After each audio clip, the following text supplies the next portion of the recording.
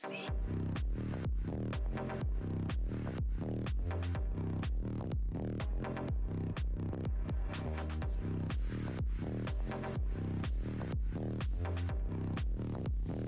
One, two, three, let's go.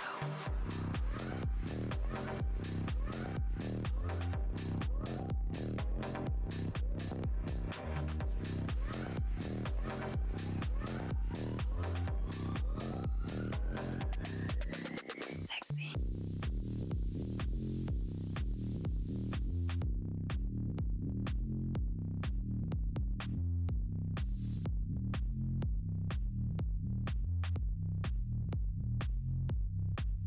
Sexy.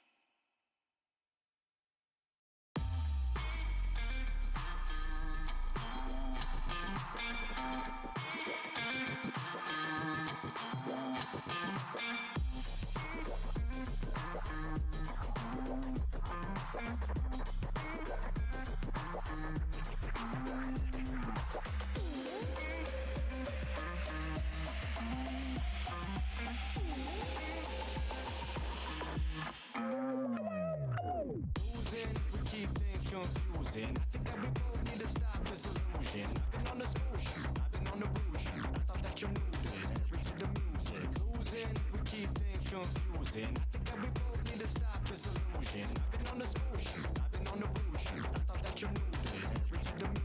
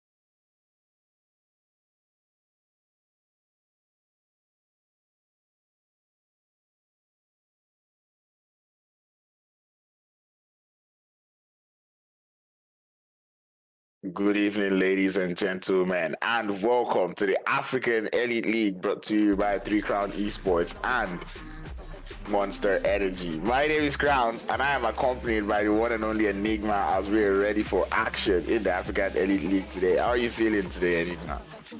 Yo, what is up, Crowns? What is up, everyone? Welcome to AEL, and I gotta say, I am very excited for today. We had a very interesting day 3 and 4, seeing one round and Blackjack Esports both qualifying for those finals. Now we got 2 new teams joining us here tonight, and it's gonna be a lot of chaos. It's gonna be extreme chaos. I can't wait, Crowns. You're more on the strategical side of the game. I'm just here for the violence. Well, one could argue that I'm also here for the violence, but man, I am more of the strategy and I am more of the analysis part of the game because that is what I live for. But that being said, we are into day 5 and day 6 of the qualifiers, and just let me put it out there for day 5 and day 6. Wait, how many slots have we filled? I believe we filled 3 slots at the moment in the finals. So for day 5 and day 6, top 3 would be qualifying to the next stage to fill in another 3 spots, leaving 10 spots left for the African Elite League finals. But that being said, let's head into the prize pool so you guys can know exactly what all of these teams are fighting for. It's a whopping $3,700 prize pool. Can we talk about this enough, Enigma? Not enough. First place, $1,000 winning prize pool. Second place, $650, with a third place getting you that $320. So ultimately, everyone is aiming for that first place grand prize. But even if you do not have the best of finals, even if you do not have full squads or constantly die early in a game, you will still get that $50 welcome package there from 14th to 22nd place. Yeah, that being said, I'm just looking at that one, $50. Trying to wonder how 4 people are going to share that, but well, I guess that's talk for another day and for all of the teams. Points distribution is back to normal. Normally, we would see, or abnormally, we would see 1 kill equals 2 points, but I believe that is going to be restricted to just the championship only, as here in the African Elite League, we will be having 15, 12, 10. And unlike what we would see, once you get to 8th to 12th place, you get 1 point. So it's not, you don't necessarily have to be in the top 10 before you can get 1 placement point to your name and your team. And we've seen last night with 1 round, not getting 1 chicken dinner, but using that kill points, getting more kill points than the whole lobby almost combined. They were just insane on their rushes, getting those kill points and a lot of good placement points as well, topping the leaderboard. And that is what it's ultimately about. Take us through the roadmap here, Crowns. Yeah, we already started off, how many days ago? I don't remember. But anyway, we started day 1 and day 2 where we saw the first place team, which was Black Cobra, qualified to the finals. Then we played day 3 and day 4, which was the day before yesterday and yesterday, where we saw the top 2 teams advance to the grand finals. And that was Blackjack Esports and 1 round. And now we're getting into day 5 and day 6, where we've got 2 more teams joining us today. And top 3 will be qualifying after tomorrow's 4 games. Then we'll be heading again into yet another set of 2 games where we have the remaining teams. That is going to be the fan favorite team coming into the lobby, and they would play for the top 10 to determine the final 16 teams that will consist of the African Elite League. Man, the way we're going to be heading on today, we'll be going as the same map schedule as we've always had in Erangel, Miramar, Chaos in Sandhawk, and we'll be closing things off once again in Erangel. Oh, we love those Erangel matches, and we Crowns. Yes, we do, and that is where we will be starting off for today, as we'll be heading into the first game of today. It's going to be none other but Erangel.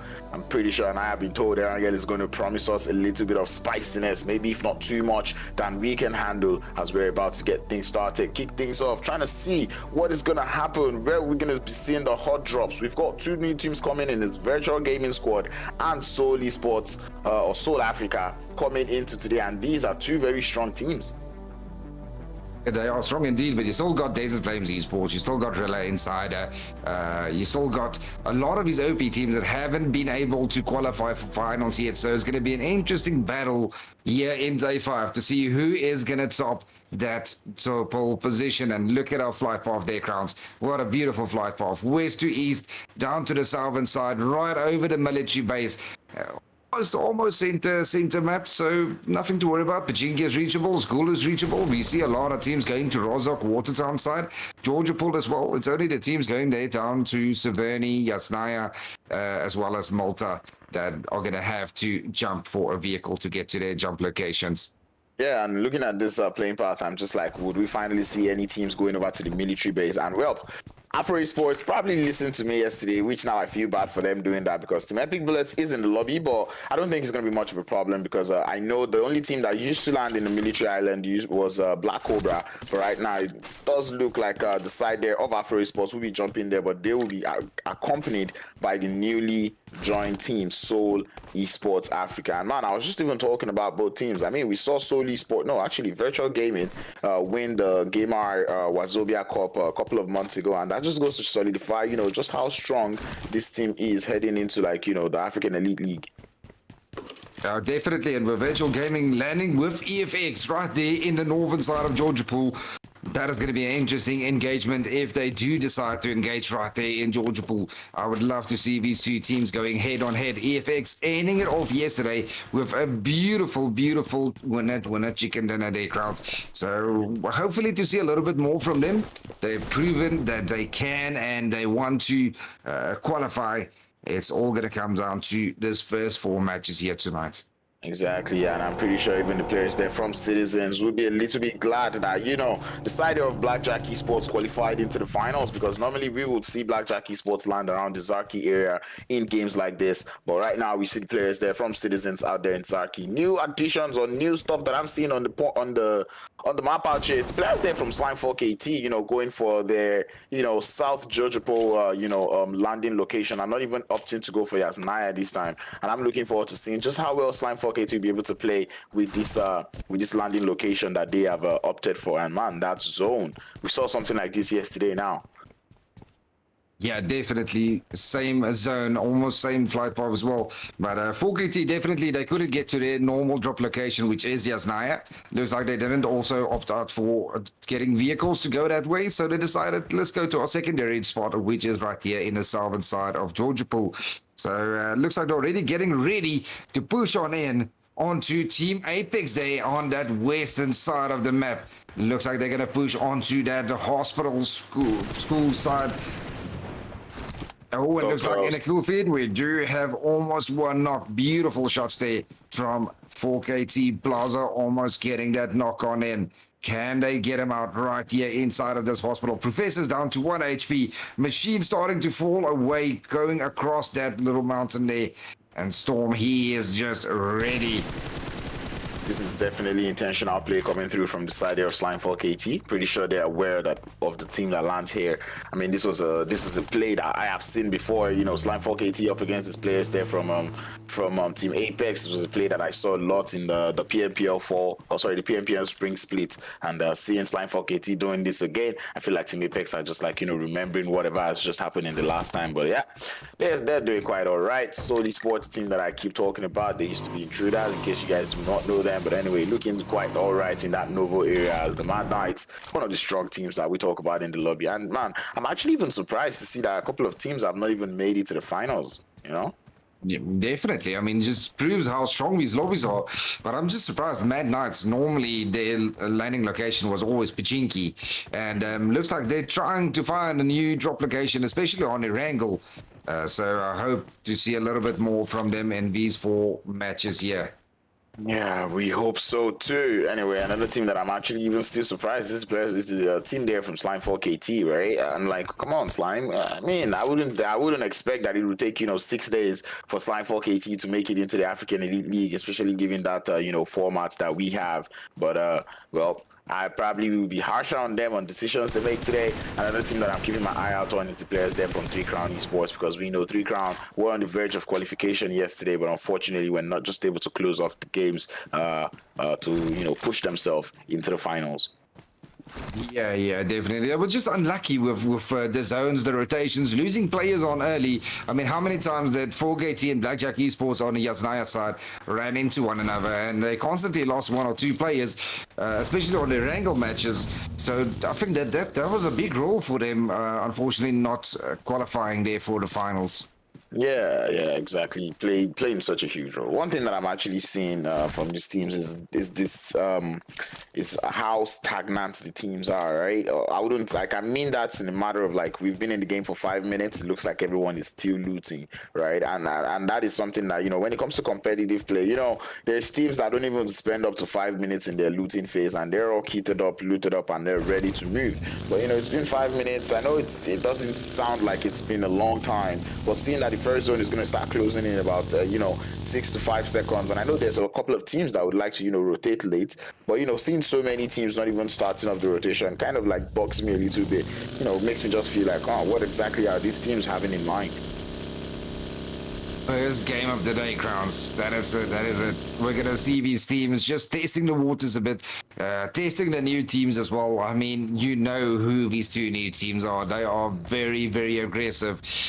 So I think there's a lot of nerves going around at this moment. Everything is on the line.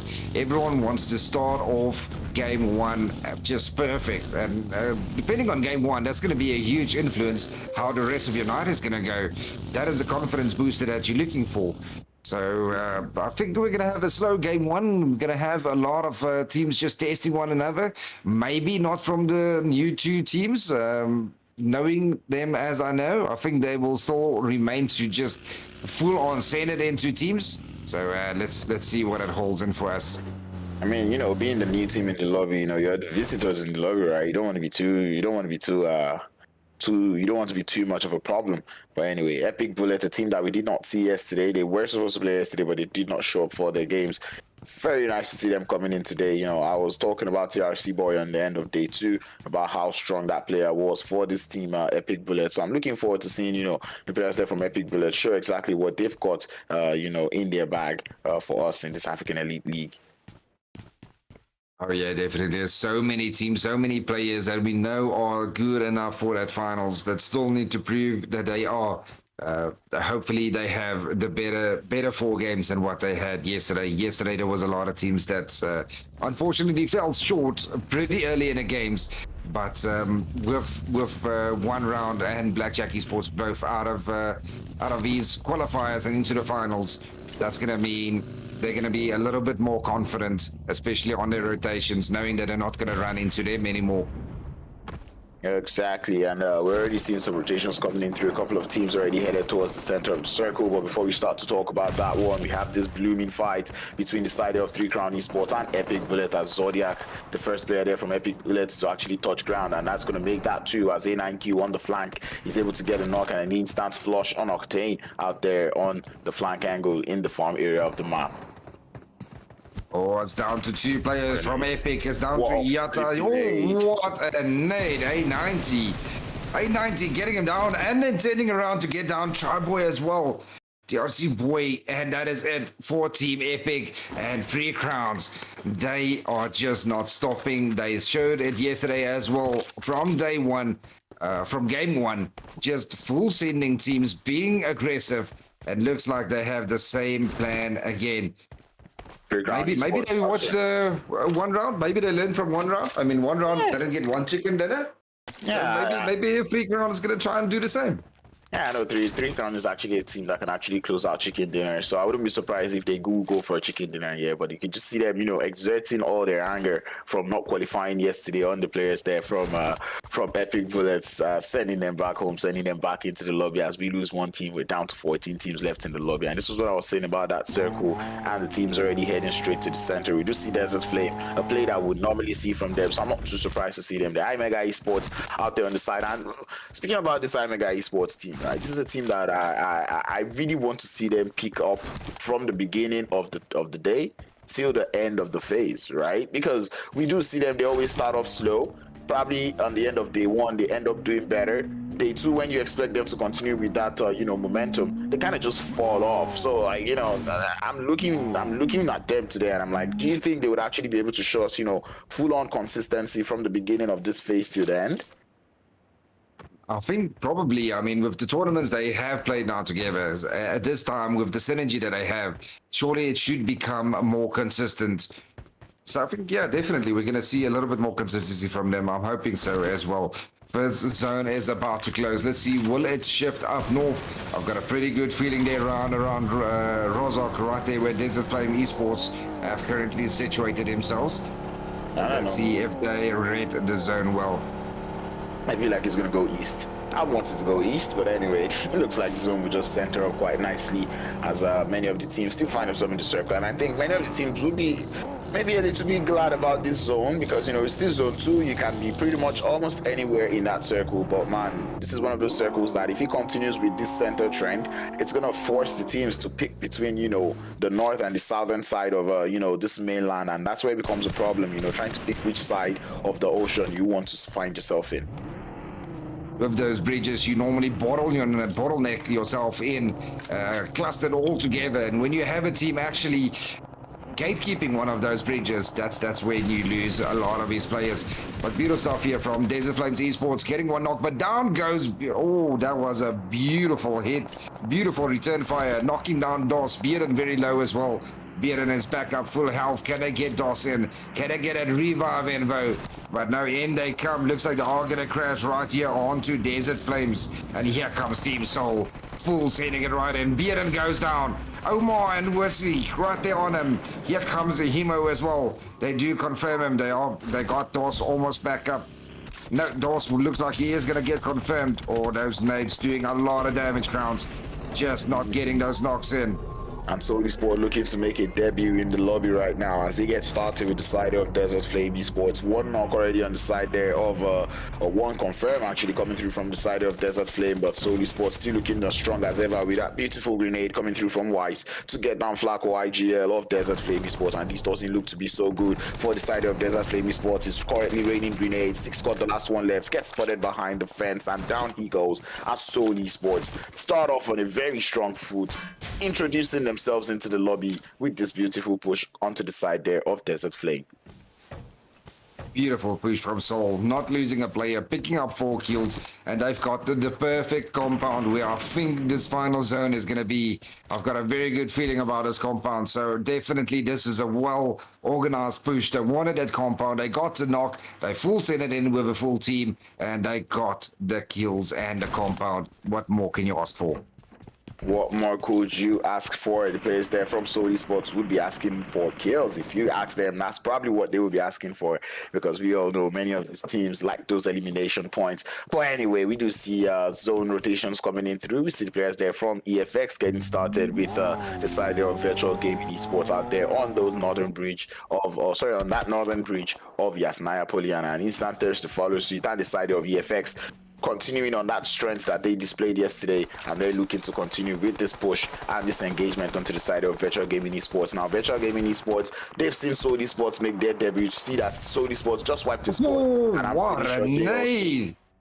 and I'm also sure, like, they also, would like to make their own entry into the zone. But anyway, that is a beautiful grenade coming through from Alpha Luigi up onto the side there of Team EFX, as Team EFX now lose 2 players. And man, EFX going for that long split again, just like they did yesterday. It's kind of weird, If you're going to full send the compound, why not just commit about 3 players to it, not just 2? Exactly. This was not a very organized push from EFX, not something that we have seen from them before. And just like that, there are 2 players down, and it is Mercury and Sully of all the players.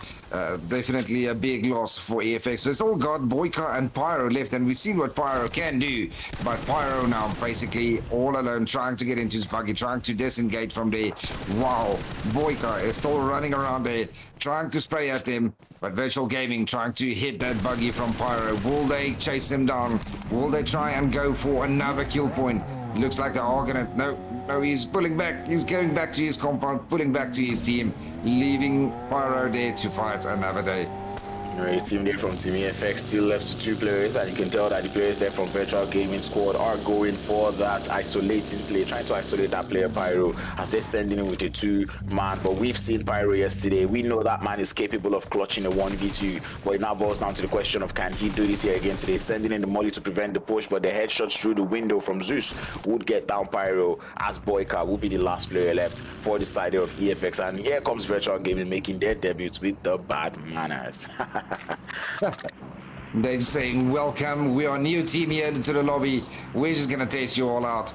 Thank you for the kill points. 3 kill points for Virtual Gaming. They did lose 1 player though, but not a bad push at all. Definitely not a bad push.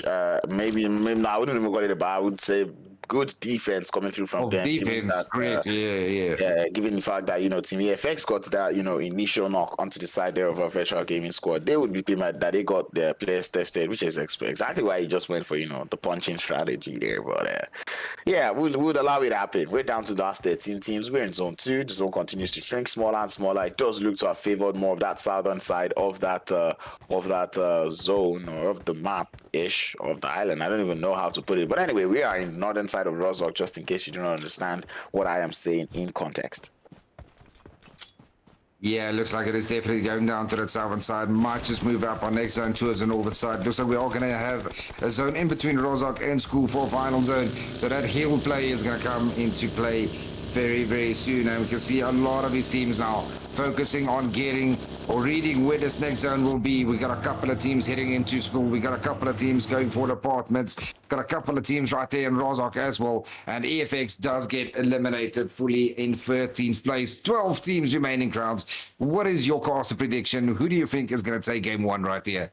I don't know. I can see the positioning being held by Rila Insider, and I think they're looking quite promising in that center of the circle. But it's all boils down to how well they can handle the third party and all of the action that will be surrounding them in a matter of minutes. But yeah, there's still a whole lot of real estate out here in the circle. So many teams out there. We still see the whole of the Watertown still in the zone. We have the side of Rozok still in the zone, the whole of School in the zone. There's even a little pinch of Pochinki in the zone. So, there's a lot of real estate that so many of these teams can actually occupy. So I wouldn't be expecting so much action or so much aggression coming through from the lobby, at least not for the next zone. I feel like everyone is just going to be chilling in this zone. And I think left to these teams, this is the zones where you just want to, gather as much information as possible and just realize what exactly is going on in the circle.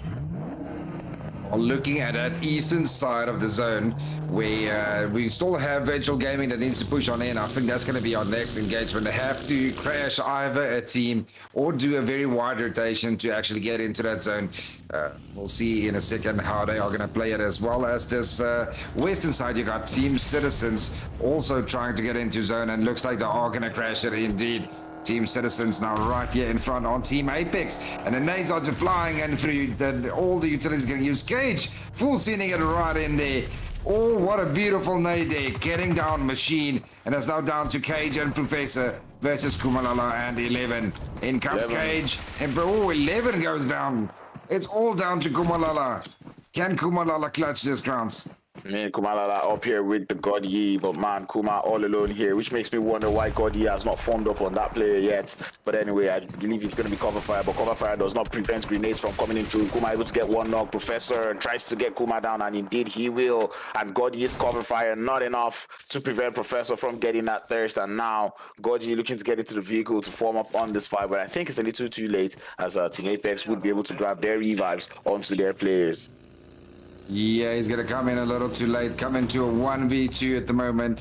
But let's see, what is Gordia going to be able to achieve right here? Oh, and he actually clutches it. Well done, Gordia. Taking out Team Apex. Beautiful play here from Gordia. The one true God. The Calabian God.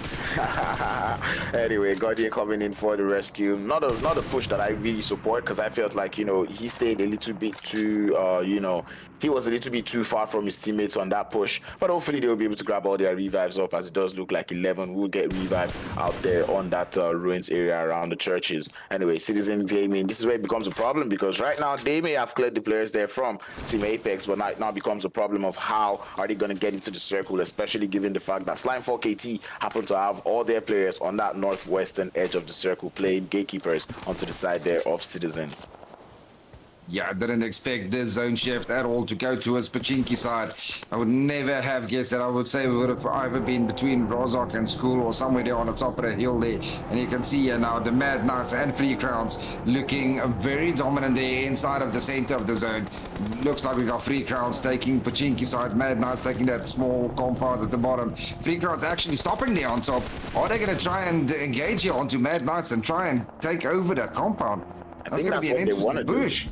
That is what they want to do, and I'm liking the approach coming through from the side of Crown Esports, not giving themselves any breathing space, going in from engagement to engagement. See a player decide to take them out, try to force yourself and push yourself past those limits, and that is exactly what you want to do, especially when many of these teams are a little bit anxious as to how the new teams in this lobby are going to play. This is actually a nice play that I'm seeing here from the side of Crown. Yeah, beautiful stuff. They're Rila Insider just taking the compound there on the eastern side, right next to Mad Knights as well.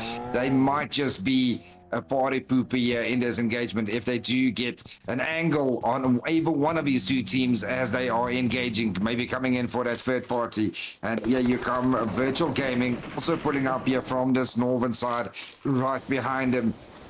Oh, there's so many teams all around, and looks like Rila Insider now. They are now ready to engage. They need to defend. They got a team pushing on in, and it is none other than IMEGA Esports pulling on right onto them.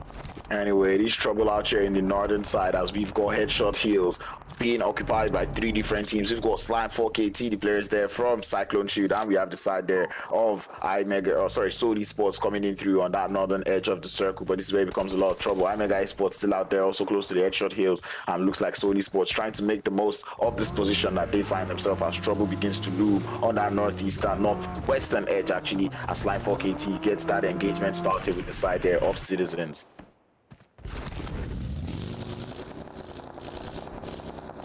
Well, Sidizens looks like they're going to pull up right onto 4KT. Can 4KT clutch Sidizens right here, or can Gordia pull up another clutch here onto 4KT? That'll be an interesting engagement to see.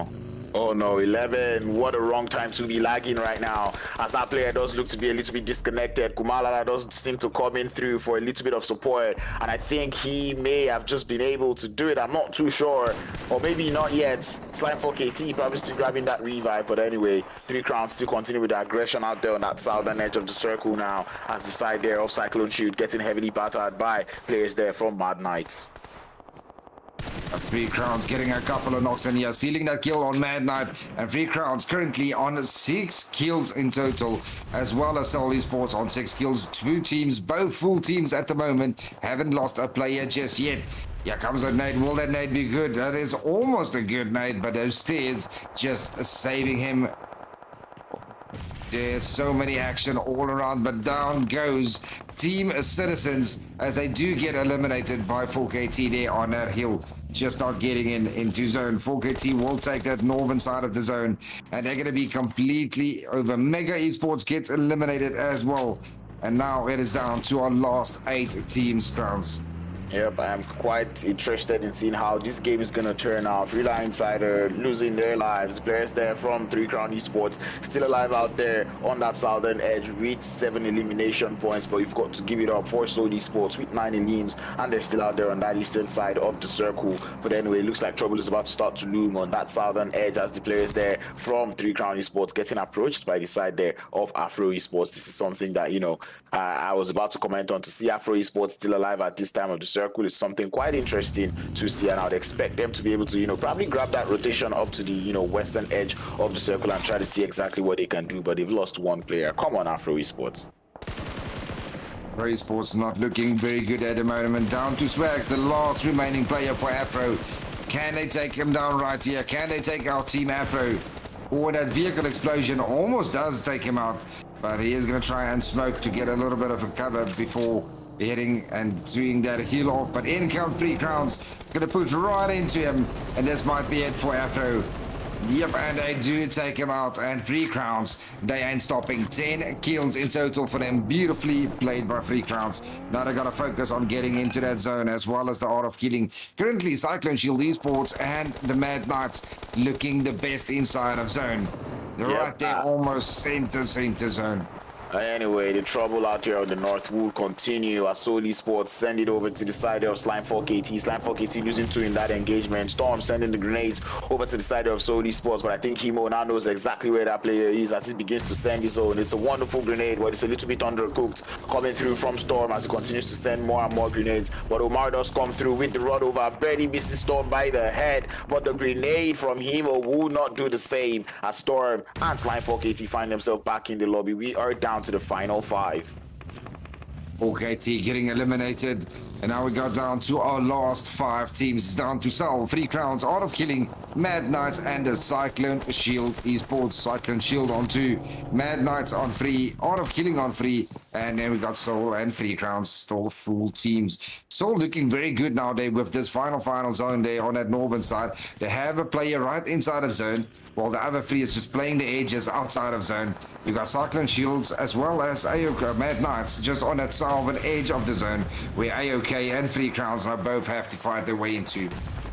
Exactly, but anyway, the trouble now moves over to the south from the north as 3 Crown Esports send it straight into the arms of Cyclone Shield. Cyclone Shield welcoming them with open arms as Danny Brown able to get that first knock and confirm onto the side of 3 Crown Esports, and he's looking to continue up on that push. If he gets this grenade, that is going to be a very nice one. The grenade does go into the little shack, but Cacao not currently in that location. The full send coming through from the side there of 3 Crown Esports. I do not understand why they still have one player not in this fight. You are heading into zone 6. You need as much forces as possible on each and every one of these engagements. Grenades being thrown upstairs, but none quite finding a person to get down.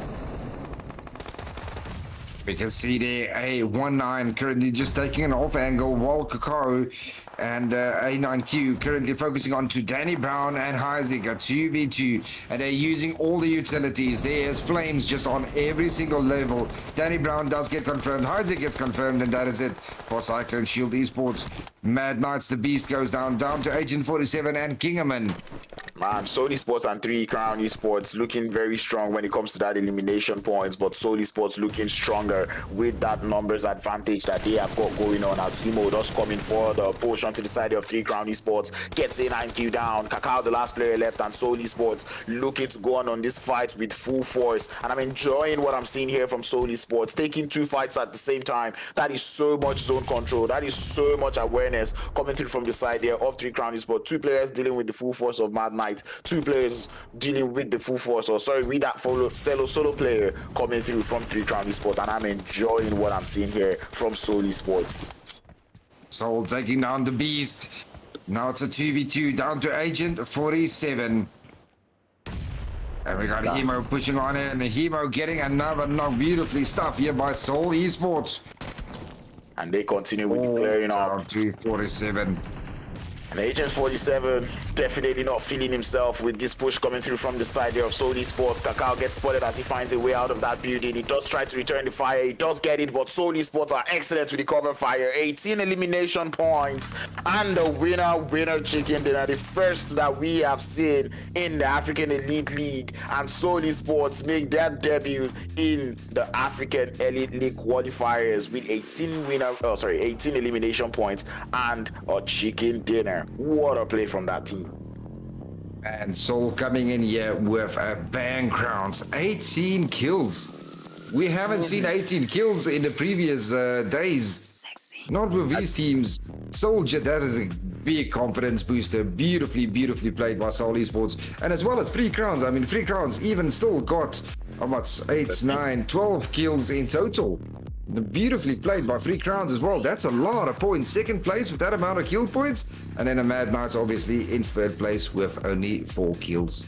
Man, and you can already see that 3 Crown Esports looking to get started, pushing themselves into that top 2 position earlier in this game, so they do not hear any stories that touch. But man, we have got to give the players there from Soul Esports their accolades. We have to give them their flowers. They were absolutely on fire. The highest we've seen is 17 eliminations, and that came through from Mad Knight. But Mad Knight did not win that game. But this is the players there from Soul Esports closing off the game. 18 elimination points to go alongside it. That was absolutely wonderful coming through from the side of Soul Esports, and I really enjoyed the way they were playing, coming in from that north, you know, expecting that a team that landed in the military island, you wouldn't expect to see them on the northern side of the circle, but one way or the other they were able to make it to the northern side, and they were infiltrating from the north rather than the south. That is something that is very enjoyable from the side there of Soul Esports.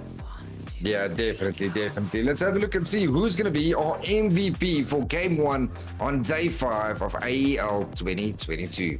Man, I have a feeling it has to be Himo from Soul Esports, because that dude was absolutely on fire. If it's not Himo, it would probably be A9Q from the side there of 3 Crown Esports, but it does look like it is indeed Himo, as we saw that player absolutely on fire. You see his jersey says it's Soul are here, and that is exactly what they are telling everybody in the lobby out here as they get started off with a banger of a game. 982 damage points to go alongside it. Man, this dude was absolutely fire.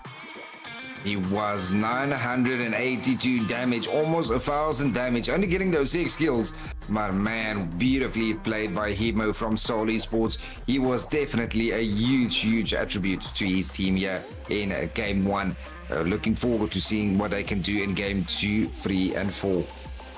Well, that is something I'm looking forward to seeing, and I believe the most valuable team definitely has to be the team there, Team Soul. They came in, they ripped out the soul from every single person in this lobby, and that is exactly why we were hyping them up, talking about them before the game started today. Team Soul is a very strong team, and I'm happy to see that they've brought in that strength into this African Elite League, as we see them finishing the game 18 elimination points, 3,429 damage, the highest since 2,500 Enigma. Exactly, that is a huge amount of damage. Just imagine. So they didn't miss a lot of shots. As I mean, how do you do 3,400 damage with the amount of ammo you can carry in your bag? I mean, that's what happens when you're in headshot heals, right? It's called headshot heals for a reason. You can take in shots. Man, I'm like, who do they want to do the head to? Okay, yeah, I was going to say, who can you compare? Who could you compare to Soul Esports right now? But I guess Crown Esports also did put in their numbers on the board. 13 elimination points. And look at the difference, right? There's only a difference of five eliminations on both teams. But the damage, it doesn't tally. It does not tally. Not at all. Not at all. And even look at the assists there, Crowns. 13 assists versus 8 assists. That is next level, and they use so much throwables, nades and mollies, but they both just had 2 kills there, 2 grenade kills. Well, man, that damage, that just stands out light and day. I mean, we saw that beautiful Kobe coming through from Soul Hemo up onto Slime 4KT there to send them back into the lobby, and that was absolutely wonderful to see. But anyway, look at that, 1,963 damage. Looks like baby numbers on the side of Soul Esports with 3,429, as these men were absolutely on fire. You can tell that they were the ones doing the most damage in the lobby. I mean, like I said, it makes all these numbers look small. I mean, 800 damage from Slime 4KT looks like it's good damage numbers, but nah. Compared to, what we've got from, 3 Crown Esports and Soul Esports, it just looks like baby numbers out here. Exactly. I think 4KT definitely not going to be impressed with how they handled game 1. They're going to go back to the drawing board, and hopefully we see a lot more from them coming in the remaining games we have left for tonight. As I would love to see them with that amount of damage and kills up there. And they've got the gun skills, they've got the players, they've got the synergy. They just have to work out how to do so. Maybe quickly just crawl through 4KT through this game and see what Soul did. Yeah, I mean, doing more damage than eliminations, but that is something that is kind of, surprising to see there. But anyway, this head-to-head is something that I was saying, and these were my 2 guesses when it came to, who the MVP was going to be. I knew it had to be between Hemo and A9Q, because we saw this man. A9Q was absolutely on fire, dismantling the team, Epic Bullet in the beginning of the game, and then continuing on to get his team all the way to 2nd place. I mean, we can also give Kakao his flowers for holding it up in that building for so long. But man, you've just got to see how wonderfully well these 2 players played in going into this game. But look at that, 891 damage for 6 elimination points. That is absolutely wonderful to see from these 2 players. Yeah, and see even the assist, Hemo just doing 1 more assist there, and that just stands out a little bit more why he got MVP for game 1. Overall 33 points, girl. That is a huge confidence booster. 15 placement points, take it. 18 kill points, they're gonna be happy about that. Take it. 33 points. Even the 3 Crowns are hitting it off with 25 points. That's only a 8-point difference. They can easily still top that leaderboard, as well as anyone basically. Everyone just needs a good game to right there be on top on that top 5 leaderboard. But currently Epic Bullet, Desert Flames, Team Apex, Team EFX and Afro Esports not going to be happy about game 1 and where they are laying on that leaderboard. We can already kind of see like this, this trend that we've been seeing for the first couple of days, right? We see 3 Crown, or maybe let me not say 3 Crown, but Mad Knights coming into the first games of the day. We'll always see them in that top 3 position, and that just goes to show you that this team is actually a team that is close, getting closer and closer to making it into the finals, right? The Mad Knights coming in to show us exactly what they're made up of. Cyclone Shield still continue, and this is the thing, right? I feel like Cyclone Shield, they have to find a way to breach from top 5. We've always seen them be in the 5th, 6th, 7th spots coming through from day 1, and they actually need to breach that point, because right now they even have a chance, right? Top 3 is the one that is making it into the next stage. So for this to start off the game, man, it's absolutely, wonderful to see these names that I'm seeing, even Art of Killing. I was talking about them yesterday, talking about, how I feel like, this team actually needs to, adapt to the lobby, given that they didn't play with so many of these teams in the Elite Championships. And now, seeing them, being in 4th place for the first game of the day, this kind of gives me, a good feeling about that team and about the rest of the day. Yeah, definitely.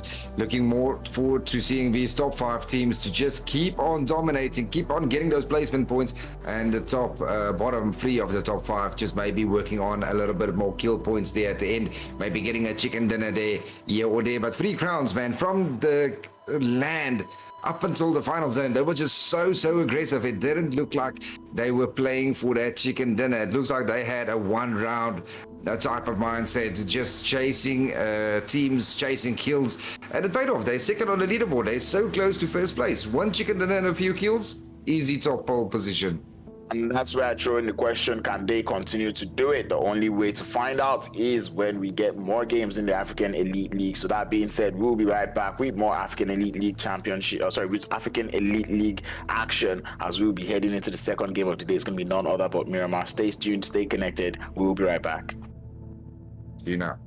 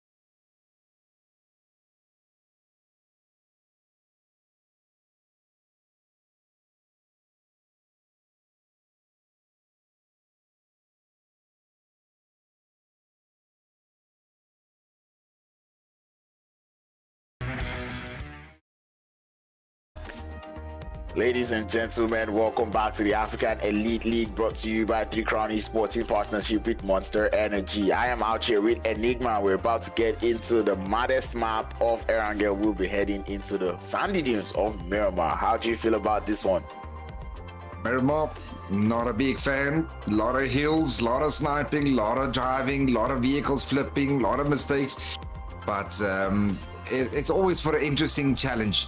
Always interesting to see these teams battle those mountains, battle those compounds, and trying to figure out what side of a mountain these final zones going to be on. Well, that is the question we've got in mind. How are these teams going to do it? Who is going to be the king of the hill? Who is going to be the king of Miramar? That is what we are keeping our eye out on. We have seen so many of these teams show us what they're made of, especially the team there from Horz Esports, showing us exactly what they can do. 18 elimination points and the winner chicken dinner, giving us the most winner chicken dinner we have seen in the game throughout since the beginning of this tournament. And now I'm actually looking forward to seeing exactly what they're going to do in this Miramar game. Miramar game prediction.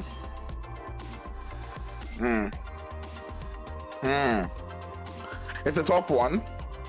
For the Miramar game, I want to say the Mad Knight, but I want to say the Mad Knight, especially given the fact that the person they would have fought out there in Picado, which is the players there from one round, are no longer in the lobby, so I think they have a little bit more freedom. But and I'm gonna give them the benefit of the doubt. Instead, I would be going for Sidizens. Paul KT knows Miramar extremely well, so I think I'm gonna go with 4KT in this match for Miramar. They've won it plenty of times. They know how to play those hills. They're going to be rather angry about game one. So I think they're going to come back with a bang, and it might just be right here on game two. Alrighty, game two is going to be Miramar. We're looking forward to head back into those sandy dunes, the desert of Miramar. So be sure to grab water, grab all your kits, get ready to hike, because it's about to start getting crazy out here in Miramar with so much action. We did see Horz Esports show us that they know this map of Erangel, but man, what are the odds that we get it back to back? Yeah, it's doable. It's doable. I mean, if they have another good game like game one, man, they're gonna run away with this qualifiers. They're just gonna I'm sure Crowns are just gonna pull them right out of day 5. So don't even play tomorrow. Yeah, just come join us in the finals. Just come join us in the finals, exactly. But anyway, Horz Esports proving that they are a very strong team, and I'm pretty sure they will be able to continue with that consistency heading into Miramar. I don't know why my memory is failing me, but I can't seem to remember where their drop spot is on Miramar. But I guess it's only a matter of seconds before we get the full answer to that question. So that being said, buckle your seatbelt, fasten your seatbelt, buckle your shoes, get ready, dust off your bats, dust off your M416s, dust off your pants too, as we're about to get started in Miramar with all of the action and the craziness locked in here. And vamos. Anyway, I was when it comes to like Miramar, right? I was going to talk about the little hot drops that we might see, right? We've not really seen any hot drops come through. I mean, with this playing path, I don't know. I don't think there's going to be any hot drops, right? Citizens probably will be going over to Ruins. We'll be seeing every single one of these teams head to their preferred drop location. I think it's just going to boil down to that, zone. And I'm hoping to see a very crazy zone. Oh, yeah, that's true. Afro Esports, where do you think they're going to land today? Afro, I've got no idea, but I'm keeping my eye on San Martin here, because Desert Flames Esports, they like San Martin.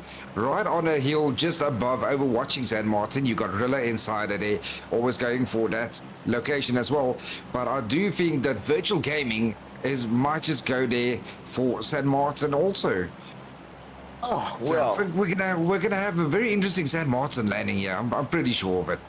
They're not going there, so I mean that is good news on that side of things. Virtual Gaming do look to be able to allude to ride it to the end, and I think they'll be landing somewhere around Impala, if I am not mistaken, or probably heading over to El Azhar, but it has to be one of those two locations where they will be landing. Afro Esports looking to jump again, and I think Afro Esports will still, I would understand why they will be heading back to Los Leones, because the teams they would fight in Los Leones, which is Blackjack Esports, already found their way to the final. So right now they're like, you know what, we can have a proper Los Leones landing and enjoy ourselves, which is what makes me now curious as to what Afro Esports can do in Miramar. I feel like probably today will be the first time we would see, Afro Esports show us exactly what they can do in this map of Miramar, without any looting obstructions or rotational obstruction coming through from the side there of Blackjack Esports.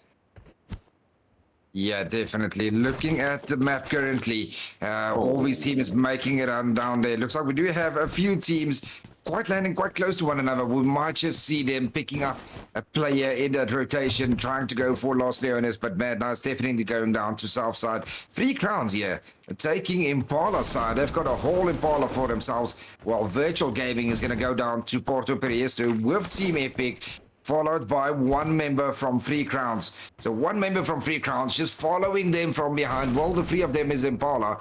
One of them just, scouting ahead, maybe looking for a vehicle or just checking where these teams are going, where they're landing. Are they going to go and chase them on down?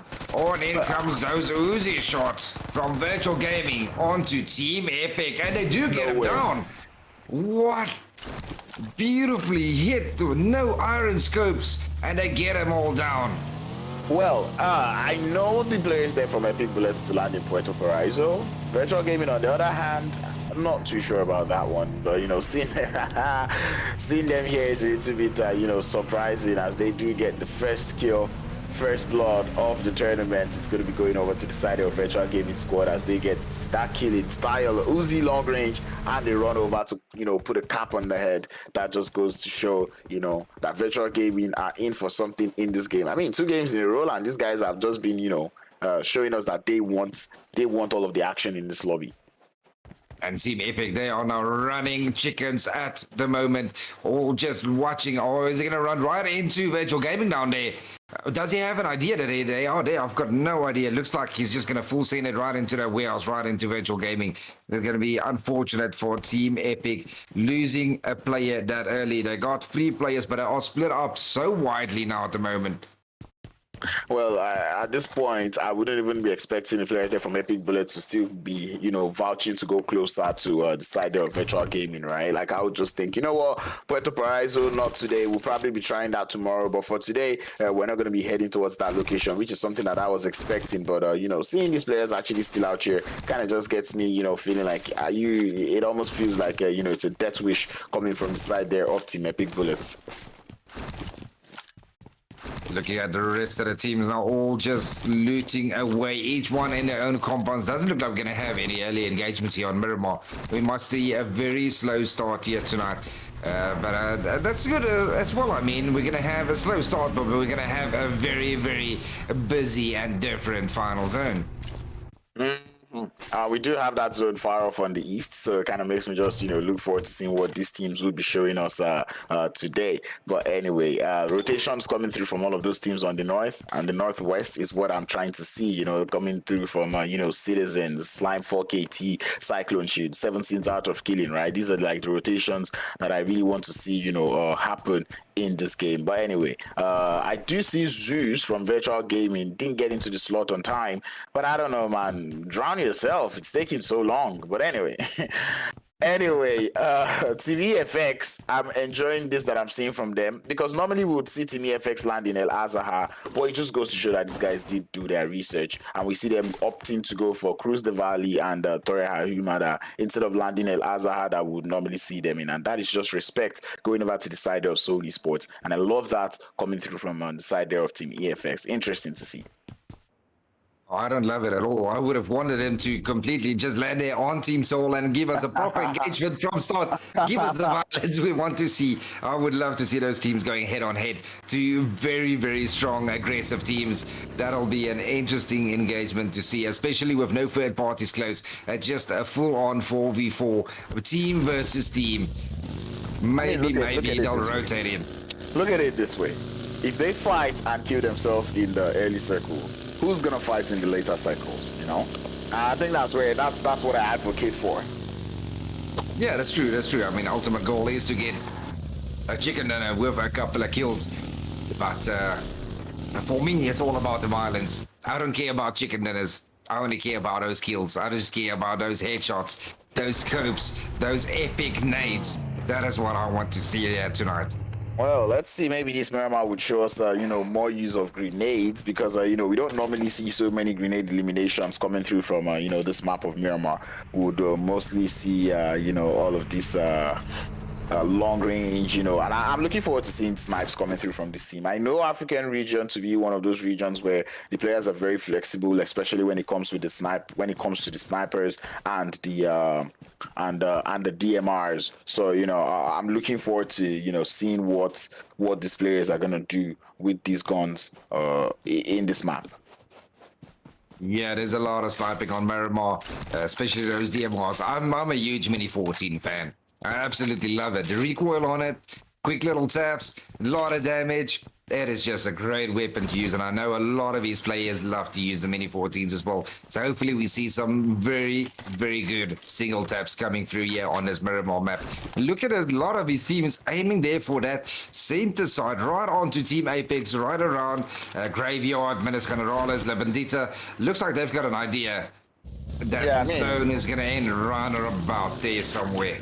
I mean, I'm enjoying what I'm seeing for these players because they know that when you head towards in this kind of circle, if you're in the center of the circle, nothing can go wrong, right? Because there's a chunk of the circle that is on the water, right? So if you're somewhere close to the center of the circle around the graveyard area, junkyard, you know that once that zone goes over to the south, you're not too far from the circle. If it decides to go over to the east, you're not still far from the circle. If it goes to the north, you're still okay. If it centers up, you're good. So I think many of these teams are playing this position at least for the next phase, so they know like they're in the next circle. They do not have to worry about this circle shift and the next circle shift. They just have to worry about the circle shift that comes after that. But when every single team has the same idea, those are the things that lead into rotational clusters, as we're about to spot one coming through from the side of Rila Insider and Team Apex. Oh, this should be a good engagement as well, and Team Apex already taking those shots, and the return fire there from Rila. Oh, that was some beautiful return fire. Beautiful return fire. You just got to love cover fire coming through from that team. And man, Rila Insider, they've been impressing me with individual plays, but I want to see them do well as a team, right? And I'm saying that definitely. Yeah, I'm saying do well as a team in terms of, you guys have those individual players showing us exactly what they can do, but you're not putting the numbers on the board. We want to see you guys put those numbers on the board, jump up those leaderboards. That is exactly what I want to see from this team, Rila Insider. And one thing I know is that when it comes to defense, those guys are good. Oh, and the kill leader currently from Virtual Gaming, kill shot. They already on 2 kills, and looks like they are still on a hunt for Team Epic here from on top. Team Epic still not backing off. I like this confidence from Team Epic. Even though they are down to the last 2 players, they still hadn't back off yet. And look at him, he's still gonna stand his ground there. He's gonna make sure that if he goes down, he's gonna at least go down fighting. That is beautiful sportsmanship right there from Team Epic. I'd admire that any day. I mind it so much because given the fact that you go to Erangel, you died early in Erangel, and then now you're heading into Miramar, you're still looking to, want to go for that dying early. It's not something that's so nice to see. Obtaining a 1v2 fight cannot hold it up. Eventually, inevitably would go down to the side of Virtual Gaming. And like I called it in the beginning of the game, right? You're heading in this fight, you only have, 4 players, you only had 3 players because you had one of your players getting knocked. And, this is not something I would have expected to see from this team, right? And look at Virtual Gaming, and they're just out here, gonna continue with the bad manners, just being punching everybody, because of course I wouldn't expect them to be in this part. And this is 2 back-to-back bad games for the team there, Epic Bullets. It kind of baffles me as to what mindset they're bringing into the play today. Yeah, definitely. But I mean, I can understand the punching. I mean, you don't want to waste bullets. You only got so many ammo at the moment, and you got a full game ahead of you. So, save the ammo, punch him, steal more ammo, and go ahead and kill some more people. And if I were to be him, I'd actually toss him a couple of first aids. You can throw the first aid now, so just throw it to him. Hey, do you want to heal up? Just throwing a little bit of trolling activity in there. As the DBS comes into action on headshots. Headshot on Zeke. Worse for Miramar. I don't see the DBS, especially in an open heal battle, being used like that, especially from Horz Esports. That is quite interesting to see. Very, very interesting to see. the Rila Insider, a team that I said they're very good on defense, having to defend themselves up against Horz Esports, a team that is very good when it comes to the attack. Slay out here, we know that man strong enough, but not as strong as Rauf. As Rauf does take him down with excellent cover fire coming through from the rest of his team. Grenades being sent onto the side there of Rila Insider, and they are losing tick HP one after the other. Rauf able to stand up and get a knock up onto Matrix, but Zeke is there to return the favor as Rila Insider have to grab up their revives once again in this engagement with the side there of Esports. Oh, and I think this might be it for Rila. You got a three-man team rushing him down. In comes Omar and Hemo now. Omar and Hemo, the duo, they got up Matrix. Matrix goes down again. Down to Zeke. Zeke is the last one standing. And they will take down Zeke as well. Where's the last player? Where's Coco? Coco coming in way from behind.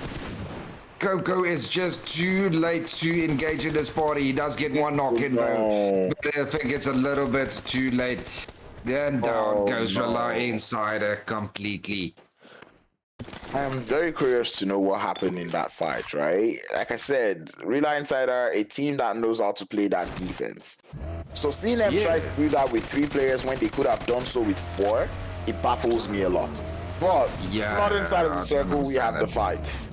Slime 4KT sending straight into the side of EFX. They did get 3 elimination points, which means EFX down to the last player, Mercury. And I always ask this man if he is slippery enough, you know, to escape in situations like this. And we'll be seeing if that man is able to do it, trying to see if he can keep himself from moving too much. Hopefully he might be able to, you know, get the players there from Slime 4KT to forget totally about him. But at the end of the day, he just has to be as quiet as possible. Yeah, this is not where you're not supposed to move or start cooking that nade. Just stand there, hope for the best, hope for KT leaves you alone so you can get some placement points for your team. Being this 0 kills, 1 last man standing, still 15 alive, you don't want to go out right now.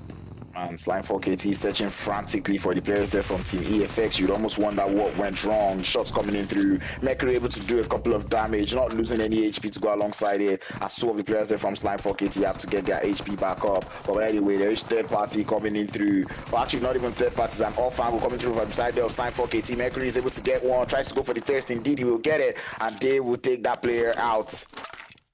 Oh, but Slime lose 1, and it's none other but Pronto, the savior for Slime 4KT. Yeah, getting that kill point, I mean, it's better than nothing. At least he got a 1 point for his team before he went back to the lobby. I would have done exactly the same. It is all about every single point that you can get in these matches. But beautifully pushed there by 4KT, quickly taking down 3 and then going and hunting down for that final player.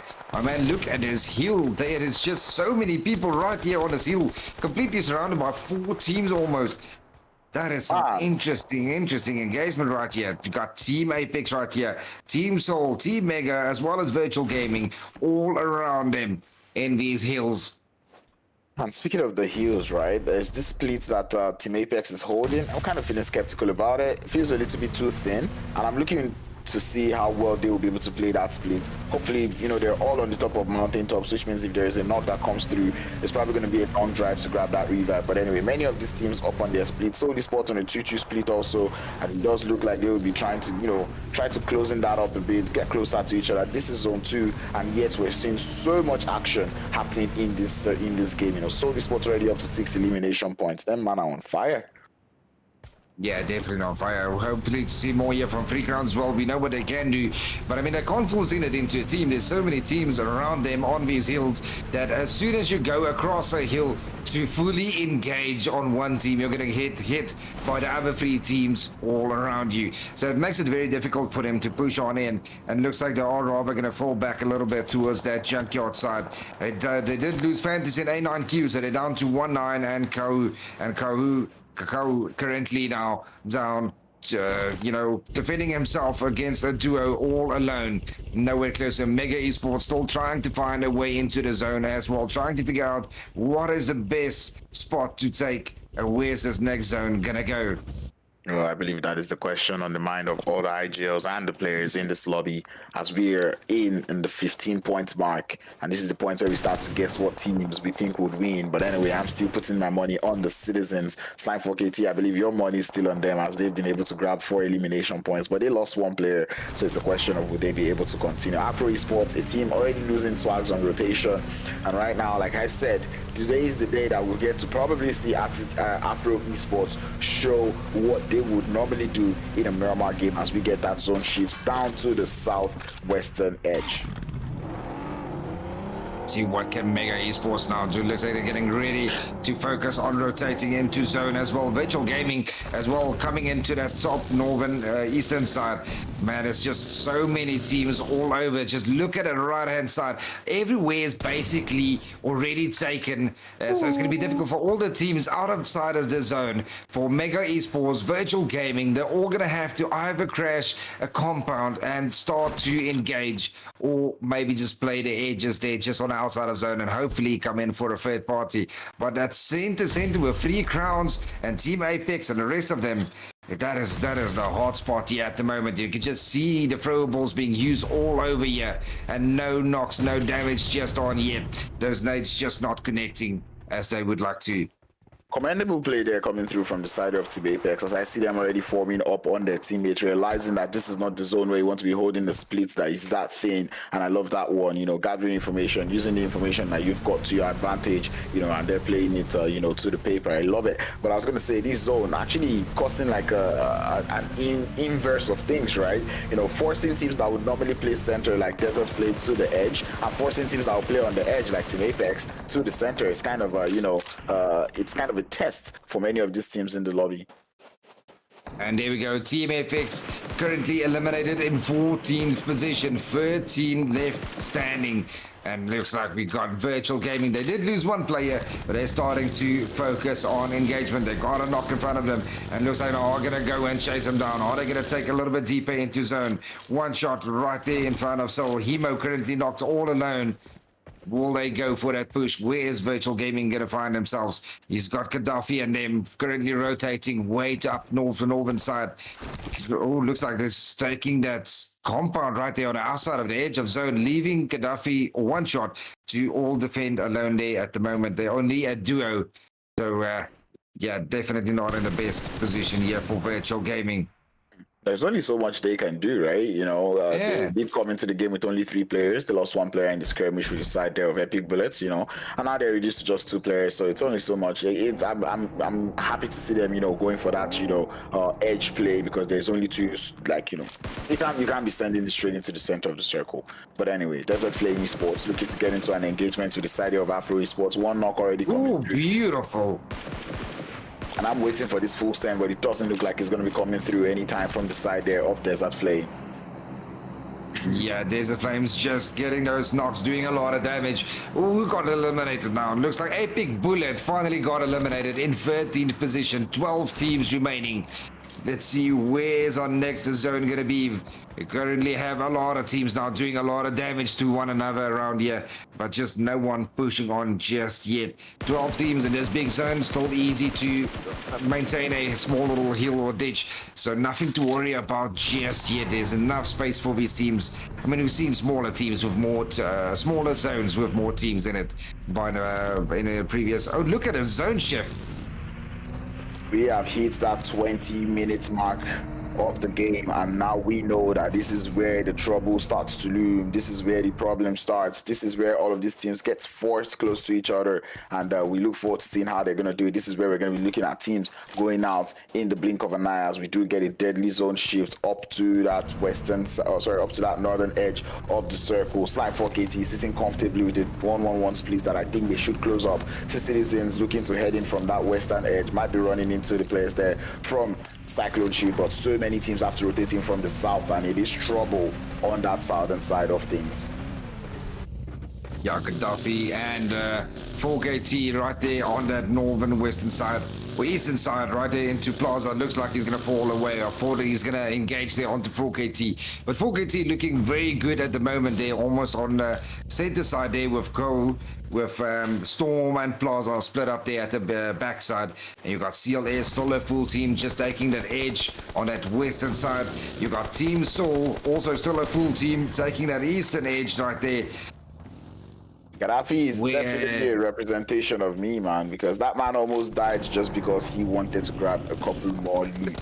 But anyway, we do have more fights going on the crown here of Minas Generales as the players there from IMEGA Esports look to take the action to the side there of Art of Killing. One knock and confirm already coming in through Mons. I love that little play coming in from him, making sure there is nobody on the top of that mast before he starts his fight onto the side of Art of Killing. And this is just, this is just IQ play coming in from, the players there from IMEGA Esports. You know that these are positions where players would tend to hide. And, you're just making sure you're throwing those troubles into those positions. But now, the trouble on the south that I was talking about is about to start. There's so many teams trying to get into the circle. Team Apex happens to be the current gatekeepers, but Mad Knight is also somewhere around that area. IMEGA also in that situation, and Art of Killing also finding themselves in that skirmish. And we got a lot of teams here on the southern side that needs to push on in, trying to get into that zone. And they're all just focusing on getting as much damage and getting a few players in here into these rotations. Vehicles are getting destroyed. Horz Esports currently sitting on 7 kills with a full team. 4KT left with a 3-man standing on 4 kills. And Virtual Gaming on their last player with just a 3 kill. Team Apex currently on fire, literally and figuratively. They only got 1 kill at the moment. Well, can they do something amazing here? Let's have a look and see. Oh, that bounce from that nade. That was some beautiful bounce. And that quick little reaction, almost getting him down, but just was not quick enough to get a knock on in. Papa Blue, the father of 5. This is the 5th zone. There is only so much you can do when you're in it. And the players there from Team Apex realize that in the hardest manner as IMEGA Esports eliminate 2 from their squad. They're down to the last player up. This zone is getting smaller and smaller, and all of these teams running into more trouble as we get a Western zone shift. Afro Esports coming in from the side. Team Blue Damage taking Neo down, and the same day lies on the ground for Hunter as the blue zone happens to be the MVP of this Miramar game. Virtual Gaming getting eliminated in 11th position, and out goes Afro Esports as well. But I got 11th position, 9 teams left remaining. Oh, it's still anyone's game. Oh, and there's blue zone, and everyone's just dying here. Team Apex going down.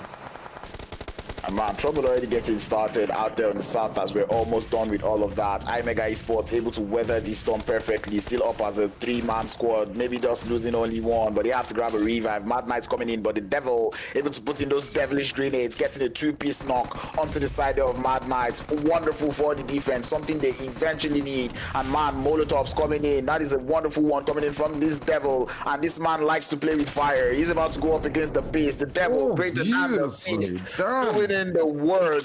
IMEGA Esports on the defense. They are the kings of the south, and they are showing us exactly why. Headshots connected. Matador comes in for the cleanup, and IMEGA Esports 8 elimination points. Who survive with all 4 players alive? And what better way to play it on the south than the way they have just done?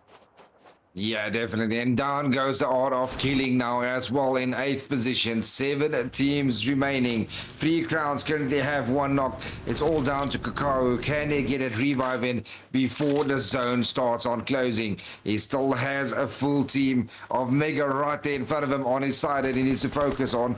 Is Mega going to spot him though, or can he get it reviving and go further for more placement?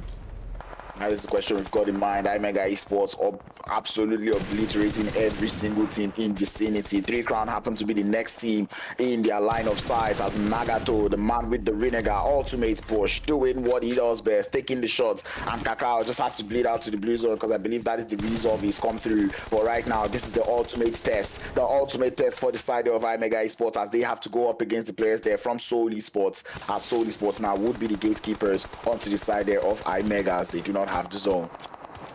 IMEGA Esports going down now. 6 teams remaining. Desert Flames Esports gets knocked and eliminated as well. Down to our last 5 teams. It's all down to Soul Esports, Mega Esports, 4KT, Citizens, and Cyclone Shield Esports. Just Soul between- getting one knocked as well. One player left for Soul. just What between even?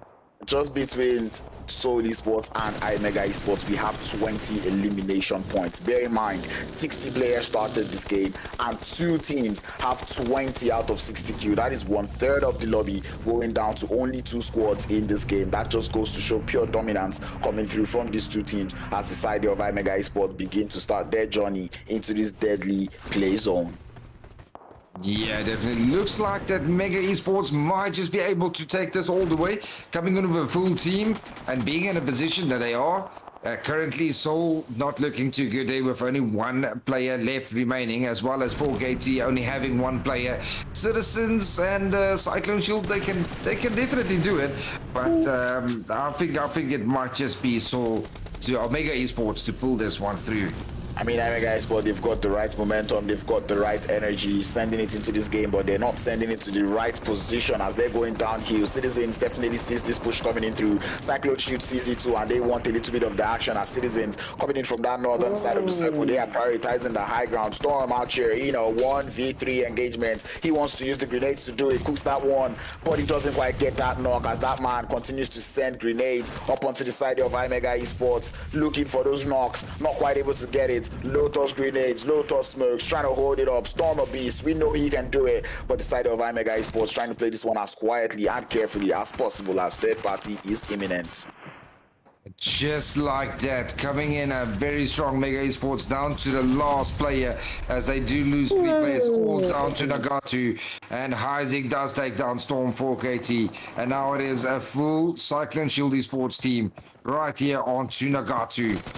Whoa, Cyclone Shield clearing out the side there of Citizens as now Nagato has to hold his own in a 1v3 situation. Cannot do it. Isaac takes him out. Cyclone Shield are awake for elimination points in a 3v1 situation. Make that a 2v1 now, and now can Soul Esports get the back-to-back that they have been finding. Soul Esports versus Cyclone Shields. It's a 1v2. Can Omar clutch it? It is all or nothing. He's not inside of zone just yet. He's got a little way to go. He's got Heising on one side. Danny Brown taking his vehicle, going for a little bit of a wider rotation. So ultimately it's going to be a 1v1 unless they catch him in that rotation towards zone in the open. Isaac's just playing that shack there at the bottom, holding the angle while his buddy Danny Brown there is focusing on getting into zone. He's just not into zone just yet. Crowds take us through the final moments.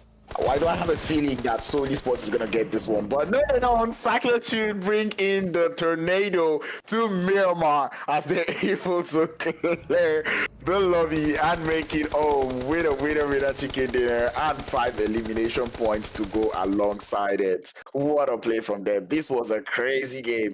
Now, I don't even know. I feel like the MVP for me is the blue zone because, bro, what was that on the south? Yeah, I don't know. There were so many teams that got knocked out here on this blue zone. But man, Mega Esports Nagatu, I think Nagatu ended off with 6 kills in total. Where, Mega Esports, they all got about 4 kills. They ended off with 11 kills in total for Mega Esports. And then the chicken dinner is Cyclone Shield Esports there with 5 kills in total. So MVP, I think, is going to go to Nagatu. I think I'm just going to put it over to Matador because I think I saw Matador do a lot of work in that game. But anyway, we'll be seeing in a couple of moments now. But now we still have to talk about Cyclone Shield. Now, Cyclone Shield, I was going to point them out because when you were saying it that IMEGA Esports looked to be taking this one, I was like, well, in my mind, I'm like, Cyclone Shield and the players there from Citizen Gaming or Citizen Esports still have a full squad up. But unfortunately, Citizen not quite able to close that one up as Cyclone Shield were able to take them out. And oh no, it is Nagato. Come on, this man. The beast, the legend, the GOAT, MVP, Mega Esports, Nagatu, ending it off with 6 kills in total, 1,227 damage crowns. That is amazing work that he has done for his team to get a 3rd position right there in that end. So close. Man, the team definitely being the most valuable team with 12 elimination points coming through from them, 1900 damage, almost getting into that 2,000 damage points in the game today. That is wonderful to see from IMEGA Esports. I am impressed, and this was something that I poached to them at the beginning of the game. I was like, we see them not always starting off the day correctly, right? And they're following that trend. Game 1 wasn't the best of games, but now they've come into game 2 and are pulling up big numbers on the board. My question and my challenge to them is for them to continue up on this momentum and show us that they have what it takes to be that consistent team that we want them to be. Yeah, definitely. Well done, Mega Esports. Head to head, Mega Esports versus Seoul, the two leading teams coming in here today. 12 kills versus 11. Oh man, look at Seoul Esports' damage there, Crowns. Man, I'm not even surprised to see this from Horz Esports. I feel like Horz Esports have come in today with a mission and they are seeing it through. These guys are absolutely mind-blowing today. 2,226, 2,296 damage coming through from the side of Horz Esports is amazing to see. 6 assists go alongside with it. And just look at them, that last player, I think it was, even if I'm not mistaken, surviving for the final moments, just to clutch up that second place finish for his team is something I'm enjoying to see. IMEGA Esports also doing so well on that elimination, and both teams starting off on very strong foot, playing this game to the maximum. But man, if I'm going to give my accolades to anybody, it just has to be IMEGA Esports. I am so impressed with how they handled themselves on the south in those later phases of the circle. They were handling close to 4 different teams, if not more, out there on that south. So it's absolutely wonderful to see. Yeah, definitely look at this damage chart here with Mega Esports getting more kills with less damage versus that of Seoul there with that amount of damage and 11 kills as well. And the rest of the teams, it's all pretty steady slope, but it looks small, Enigma. It looks small, yes, but these are good numbers. I mean, 974 from Desert Flame, 812 from Virtual Gaming, 800 from Team Apex. Man, these are good damage numbers. But given the fact that Horz Esports is doing 2,000 damage, it just makes every other damage look small. And one thing I just really want to point out, pretty much the elephant or the second elephant in the room, maybe the rhinoceros in the room, is Rila Insider with 811 damage and 0 elimination points, and that just shows how much of a back and forth they had in that engagement with the side of Horz Esports.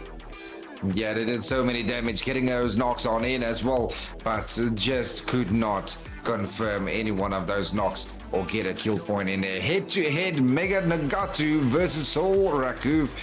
6 kills versus 4 damage, 1,227 damage to Nagatu versus Rauf there from 903 damage, both getting 1 assist and none nade kills. Man, these 2 players are just next level. They are just dominating these lobbies here tonight, both in game 1 and 2. Can't wait to see if they're going to keep it up in game 3 and 4. I can tell you one thing for a fact. Close to half of Raul's damage came from that fight with Rila Insider. But Nagato is what makes me just wonder, where did he get those elimination points? I mean, it was the devil that we saw in that fight with, Nagato, with the team from Mad Knights, We didn't get to see Nagato so much in that fight. It was the devil doing in the work. So it kind of just makes me feel like, where did these guys get these numbers from, right? Because there was a different person that I was seeing up on the screen. But let's see, how well did he shake that leaderboard? Here it is. Cyclone Shield. Beautifully done, Cyclone Shields, moving up that leaderboard to 2nd place on 29 total points. But crowds, you gotta give it up for Horz Esports. Look at where they are pulling away from the rest of the teams on 56 total points, 29 kill points. No one even close to 20 at the moment there on any of it, and they are rocking almost a 30 kill point game, 27 placement points, almost a double chicken dinner on placement points. Beautifully done by Horz Esports. I mean, game one, they got 15 points. Game two, they got 12 points. Man, what else would you ask for? This team is absolutely running away with this one. Close to 20 points difference coming through from them and the side there of Cyclone Shield in second. But I'm very, very happy to see Cyclone Shield out there in second place, and I hope they can keep up with this run that they are having. There's been such a nice team today. I'm not really liking the the elimination points type of thing. They only have 6, but man, I know they're a team that does tries to get into the zone more than they try to get into those engagements. But bro, I'm loving what I'm seeing. Top 3 goes on to the next stage, and it is looking tight with Slime 4KT and Sidizens slowly climbing up on those leaderboards in 5th place and 6th place respectively. Yeah, definitely. Well, I'm hoping to see Horz Esports completely dominating today, because I mean, we had a pretty good game 1 and 2 from them. Are they going to take the foot off the pedal for game 3? I hope not. I love the violence, I love the game style, I love the gameplay. So I would like to see them. Next match is going to be a Sanok match. That's a whole different ball game. 4KT definitely knowing how to play it. I'm hoping to see a few other teams pulling up those leaderboards as well. Well, that is something that I also wanted to say. We know 4KT can play Sandhawk, but what are the odds that Horz Esports do not know how to play Sandhawk too? These are the answers, or these are the questions that we need answers to, and we will be answering them in a matter of minutes. We'll see you guys real soon with more African Elite League action. Stay safe, stay connected, share that stream, because we're about to head into chaos in Sandhawk. See you soon.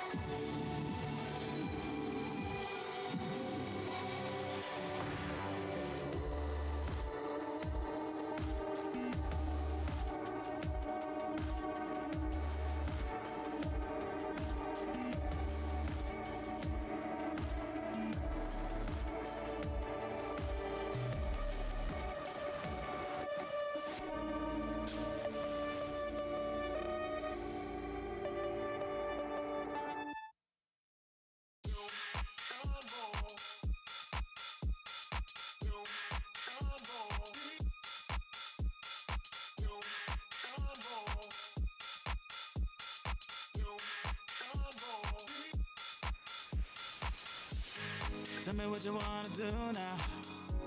Get close to me. Feel the rhythm. Move your body. Tonight. Tonight. Love me. Love me. Love me. Love me. Love me. Love me.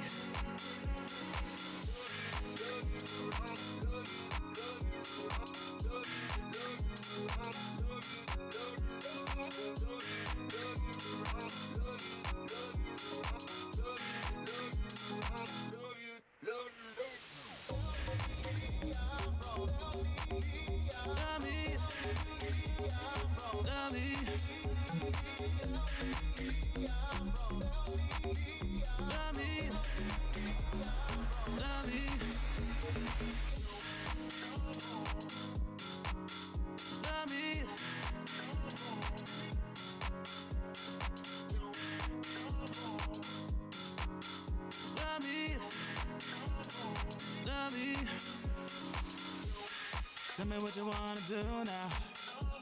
Get close to me.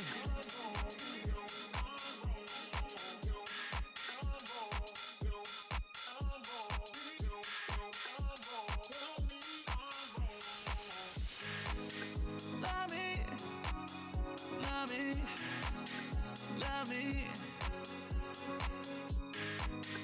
love me, love me, love me.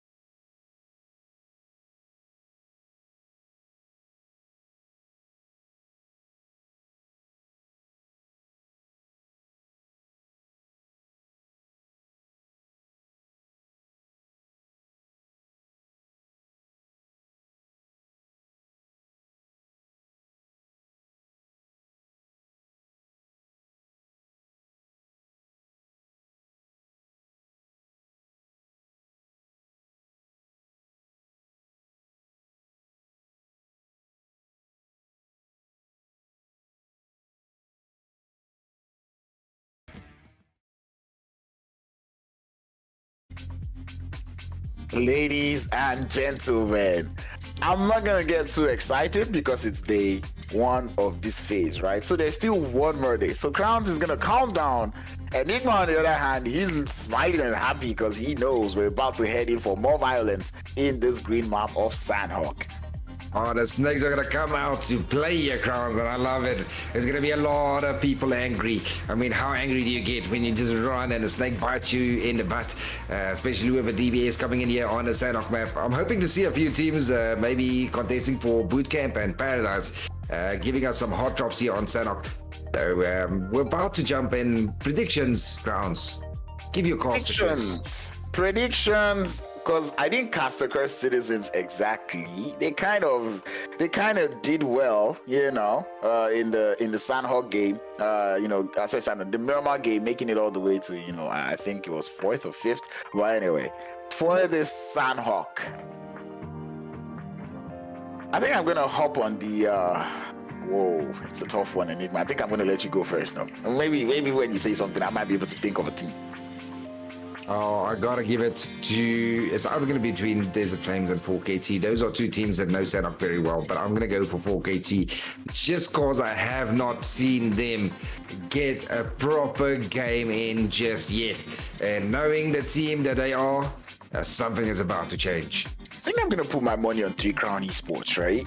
And the reason why I'm saying this is just to put a little bit of a little bit of exact, not even spanners, like maybe like a little bit of like a push, right? Like just a push up, like, you know what, you guys need to do better, right? They're currently, we can already see them going on that decline, right? Now they've been pushed to 3rd place, right? And we know that the teams that are in 4th place and 5th place, they're not resting, they're not relaxing, right? Citizens have been on an uptrend, same thing as Slime, right? We can already see that these teams are already bumping up, but man, I want to see 3 Crown Esports do well in this Sandhawk game. You know, probably solidify their position in on those leaderboards before we get into, like, you know, the second day of this phase. And there you go, 3 Crowns. So big confidence booster for you as you got Crowns backing you for this Sandhawk game. 4KT, this is me telling you, get your skills in order. We want to see those violence. We want to see you guys. You got the snake. I mean, they've got the snake literally in the logo. That is there for a reason. It is Snake City. Game, no? Exactly. They won the Sandhawk game yesterday, so I think they got through it today. But my money is on 3 Crown. All right, let's have a look. Let's have a look. What a beautiful flight zone, north to south here on this western side, all the way down just next to boot camp, over the small compounds, right around ruins in between Pine Nun, and we got it ending right over Sami. As much as I would like to say the playing parts don't matter in Sandhawk, man, I can feel bad for a couple of these teams, right? Citizens, they have to make it all the way to Lakawi, and with this playing part, doesn't look like the most comfortable of things to do. Very surprising to see the side there of Afro Esports heading over to Ruins, as they will be landing with the side there of Cyclone Shield. Cyclone Shield would normally go towards that northern side. Slime 4KT in Bootcamp. Enigma, this is violence. Oh my gosh, 4KT losing 2 players on landing. 3 teams right here. We got Art of Killing, 4KT and Mega all here inside of bootcamp. And currently Pronto running for his life as he's got AOK right there behind him, chasing him down. He's got Manifilla, Zilla and Pain right on top of him. He's got Kou 77-4 right there on the edge next to him as well. Pain at the bottom, Zilla and Manifilla's on top. You got Mega Esports making a full way into the main of bootcamp as well, and they are just looking for violence. Currently Mystery is down, so AOK down to 3 players, 4KT down to 2 players, and Mega still a full team. Pain goes down to KO. Knocked. Is he gonna get it first in? Zilan Manifellas coming in here from the bottom. No, he is gonna get a confirm onto Pain, and now it's a 2v2. It's a 2v2. Cast the curse. Cast the curse. Cast the curse, 4KT. It's not over yet. It's not over yet. It is never over. You cannot call it over when you still have that Balkan beast up for Slime 4KT. In case you do not know who I'm talking about, I'm talking about the man who made the legend, that man Koa, as we already saw him get an intro knock onto the side there of Art of Killing. And now this is where it starts to get crazy. Slime 4KT have to play a little bit quietly than they normally will, as many of these engagements going to get started. Players there from IMEGA Esports, I would have expected them to be more, proactive in this fight, especially given the fact that they got, the first 2 elimination onto the side there of Slime. So I'm like, come on, go on for the full send. You know that like, you're pushing this team, you have the numbers advantage. You might as well just, go in for the full thingy. Oh no. I think they want to make sure that they actually do get the knocks on in and not lose a play. Look at that skill. Beautifully done by Mons. Wonderfully done, man. That man almost got caught off guard, but he was able to bring himself back. Slime 4KT here, all of this engagement. They want to come in for the third party. Koa very low on HP. That man known to always, pushing when he doesn't have so much HP. He's got little HP, but knows how to throw the grenades, as he's able to get the knock and the wipe onto the side of Art of Killing. Slime 4KT surprisingly holding up well in this fight. Okay, they're doing good. They lost 2 players. They got 2 kills on in. And just like that, now they need to focus on a full IMEGA right here in front of them. You got Nagato, you got Mons, you got Metro, and you got the Devil. All here onto Kau and Pronto. Now, Pronto and Kau, they can easily do this as a duo. All they need to do is just play it super, super safe. Play it very intelligent. This is not where they need to go all guns blazing now. Enigma, I'm gonna need you to say this after me. Koa. Koa. Koa. All right. We've gotten that down, gotten that in check. We're about to get, we're about to continue in Sadok. I believe that is going to be a little bit of a calm down situation going on out there in bootcamp, like Enigma has just said. Slime 4KT, you've got into elimination points. I want them to go for the 2v4 just because I want these 2 players to push, their limits. But at the same time, IMEGA Esports, they're not giving that vibe of, we want to fight. They're kind of giving that vibe of we're trying to look for those placement points. I wouldn't blame them. They're currently sitting down in our 4th position. They want those points. They want those points. They do not want to, be so careless in the early phases of this Sandhawk game. Exactly. And now currently AOK got wiped out completely here by 4KT right here inside of bootcamp. And in the same time, Soul Esports wiped out Cyclone Shield Esports. And Afro Esports is going to be so thankful that they decided to disengage from that landing in Ruins, as Cyclone Shield finding out in the hard way that, the players there from Soul Esports land in Ruins. Mad Knights, on the other hand, I did see them run into a skirmish with Slime 4KT in Camp Alpha yesterday, which is what is making me look at where they're currently situated in the map, and you can just almost tell that, they're probably looking for the players there from Slime, but Slime choosing to go to bootcamp, trying to, I don't know why, but, going over to bootcamp for reasons best known to them, and they kind of suffered the wrath of that. But let's just see. This is a very dirty zone, though. It is what it is. It happened. They lost the players. They got a couple of kill points. Now they need to focus on the rest of the game and see what they can pull out right here. Now, Soul and Afro here on the side. Both on that bridge next to Ruins. What is going to happen? Afro still a full team. The Soul already taking out one of the teams.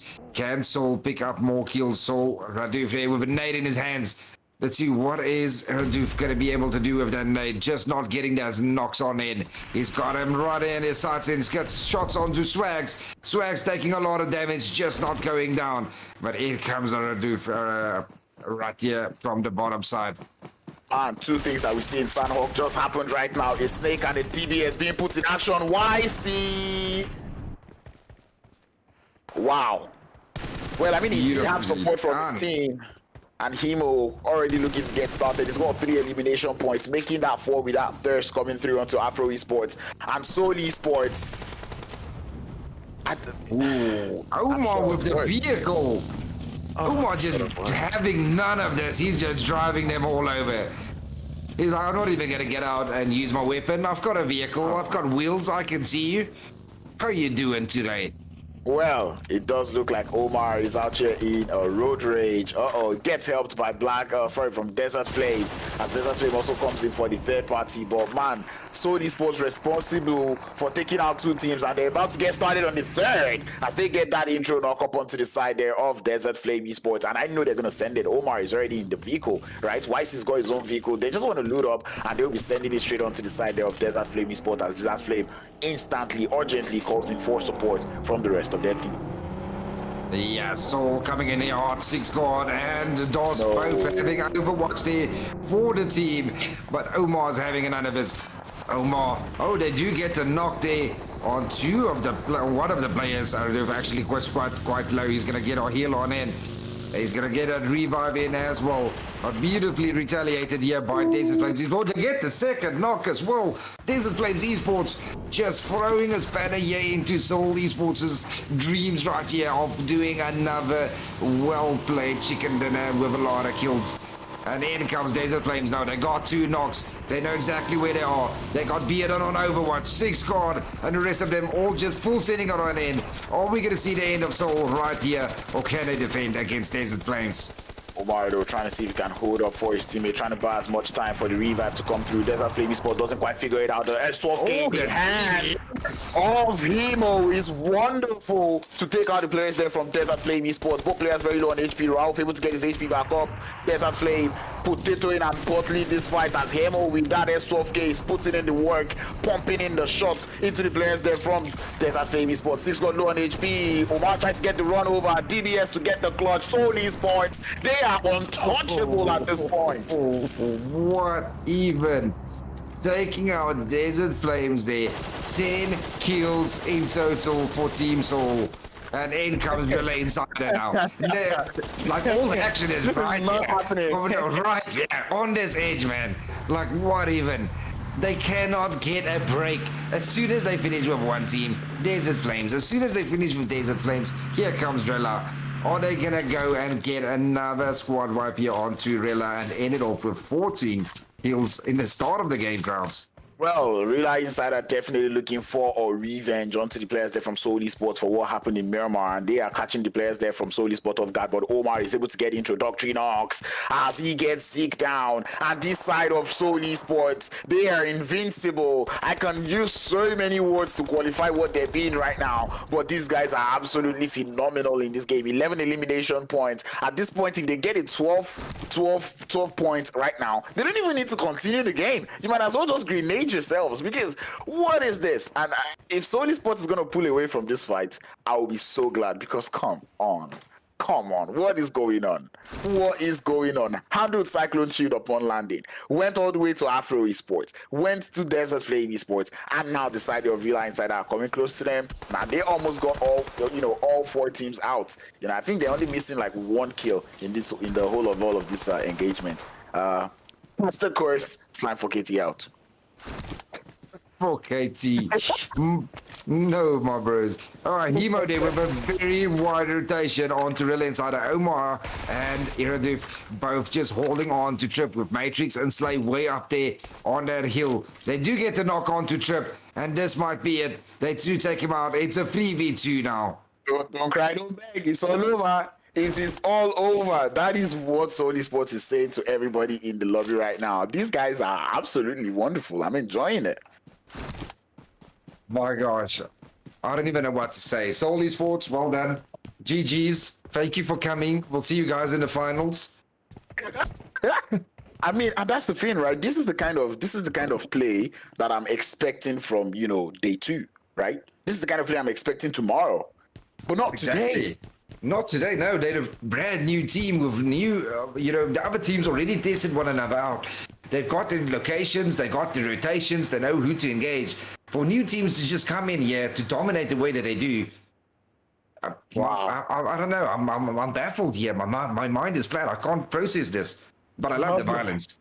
Another player goes down for the side there of Rila Insider, and they are down to the final player, if I'm not mistaken, who is currently... Wait, who did they knock? Slay is the one in the water who got knocked. And then that means Rila Insider down to just one player. It's going to be Matrix to kind of hold down the forts for that team. He doesn't have any first aid. He's also swimming in the water as Rila Insider here inside the water, swimming so far, trying to get away from all of this fight, or trying to get away from the side of Horz Esports. These are the kind of situations that Rila Insider are probably right now saying, why did we take shots at them?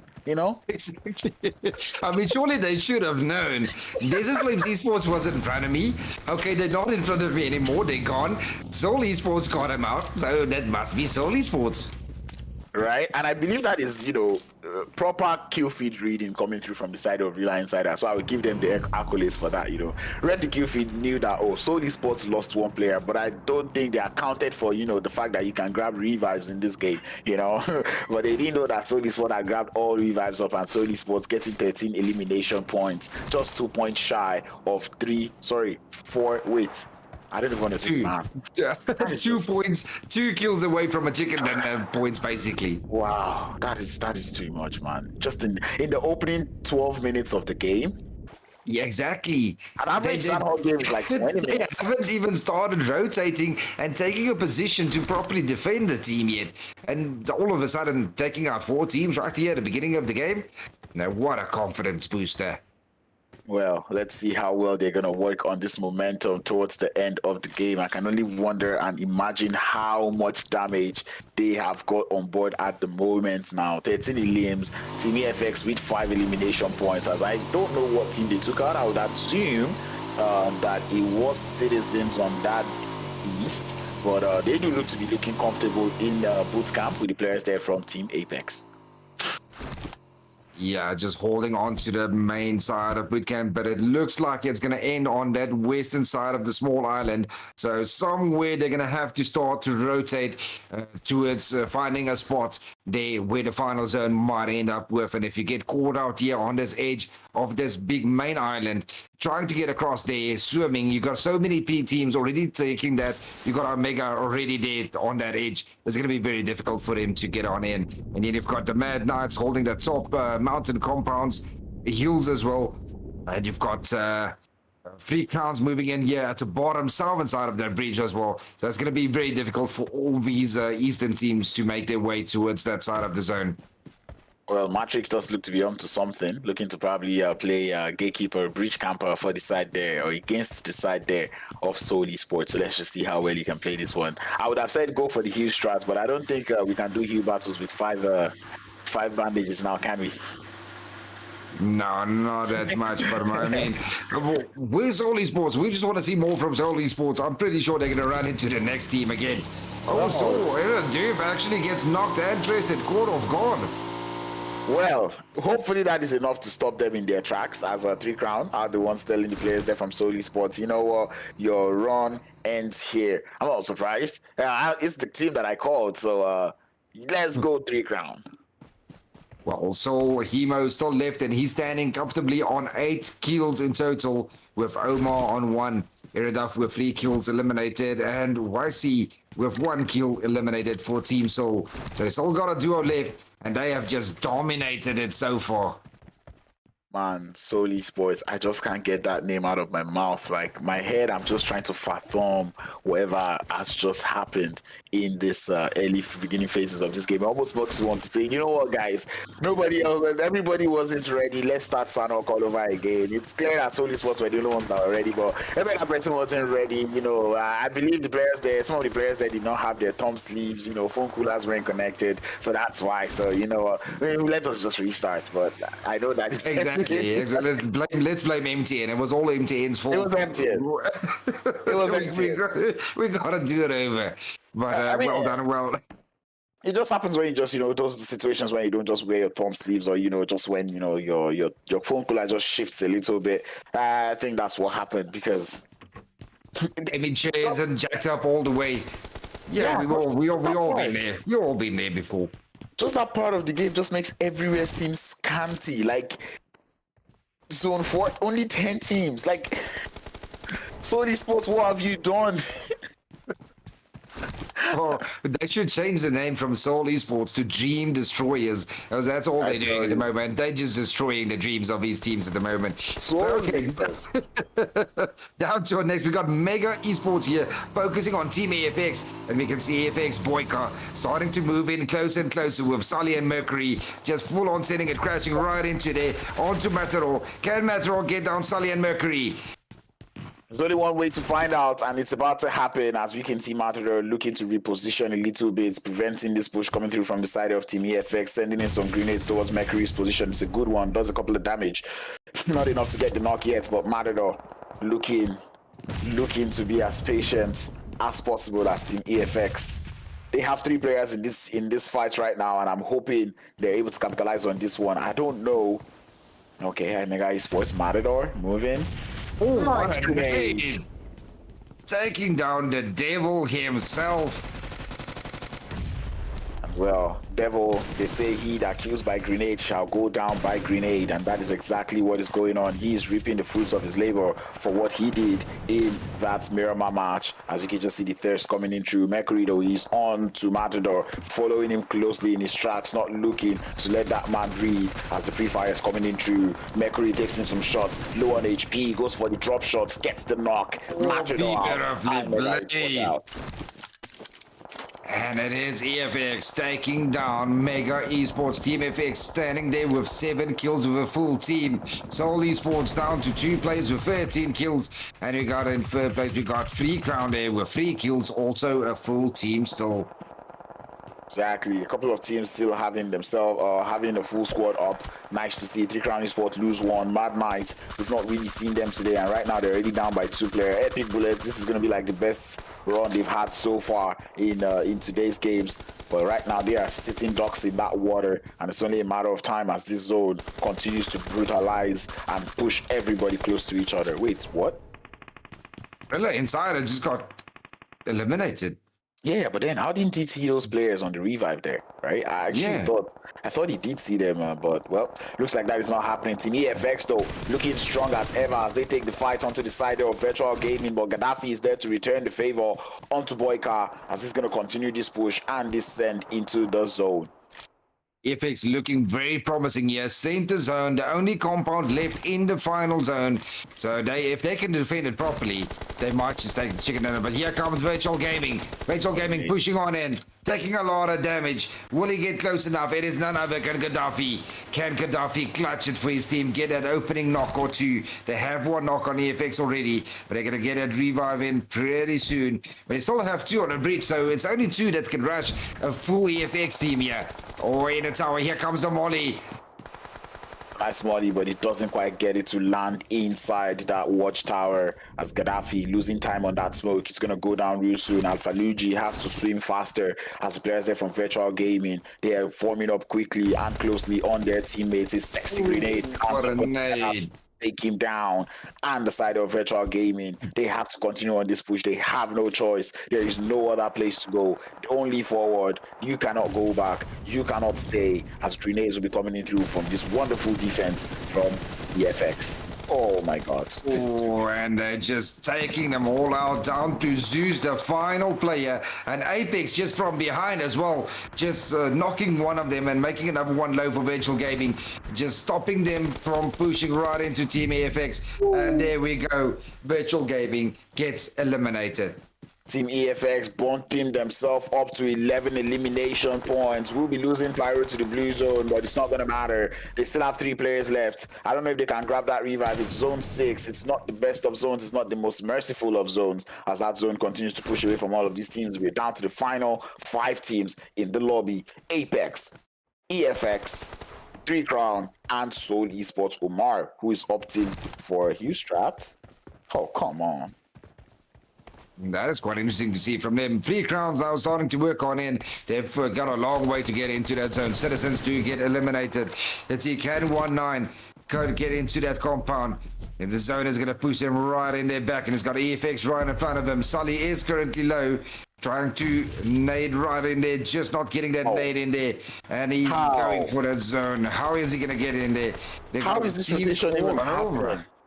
How is that rotation happening from 3 Crown Esports? They ran in the middle of the open and did not lose any HP. Blessing sees Boyka, but is keeping that trigger lock on, which is weird. And eventually Boyka goes down to Apex Blessing on the side there. And now FX down to 2 players. If they can get a revive in onto Boyka, they've got a very strong chance here to actually take this chicken dinner. Oh, so Omar just full sending it right through, but no, he's not going to get past A9K as 3 Crowns just takes him down. You can tell that that man was definitely trolling as he was heading straight into the zone with 1 HP, and he was hooting that horn, making everybody know that, you know what, guys, we are trolling you at the moment. Oh, I know, right? He's like, free kill, free kill. Wow. What a play from the player from 2v1. Apex, 3 Crowns, and EFX. Looks like a prediction might just come true here if 3 Crown clutches this Crowns. And I'm not even gonna give them, like, you know, I feel like this is the pressure that I gave them that is working. Blessing gets spotted, 3 Crown, putting in more work, putting in more damage. A9Q with the excellent return fire, but it's not enough as that last player 1-9 has to hold it up. You know, 1v2 takes in the shot towards Sully, gets a couple of shots to connect, has to go in for the remaining shots, stands up, goes for a little peek, doesn't quite get it, has to heal up. Has Mercury coming in from the left, Sully having to heal up, Smoke in the play for the side there of Mercury as he continues up on this push. He's got the MK14. It's a devilish weapon, and that is all he needs. Molly's getting sent. Blue zone coming in. Mercury coming in for the push. Play zone takes down A9Q and Sully grabs it. It took EFX a full game to get 14 elimination points. It took Soul Esports 10 minutes to get 13 elimination points. There's levels to this stuff, man.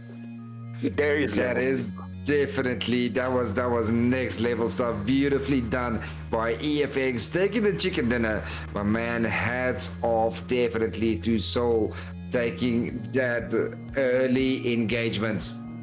Man, that was wonderful gameplay coming through from all of these teams. That was interesting to see. And EFX, I'm happy to see them do this number on the board. Why I'm saying this is because of the manner at which they closed off the game yesterday. And this is one thing I'm enjoying from EFX. When they play well, right? They're not one of those teams they're not one of those teams that are winning chicken dinners with 5 elimination points. Like, they're doing it with 10, 11. Like, this is 14 elimination points, almost doubling the points that they're getting from this game. This is impressive from them.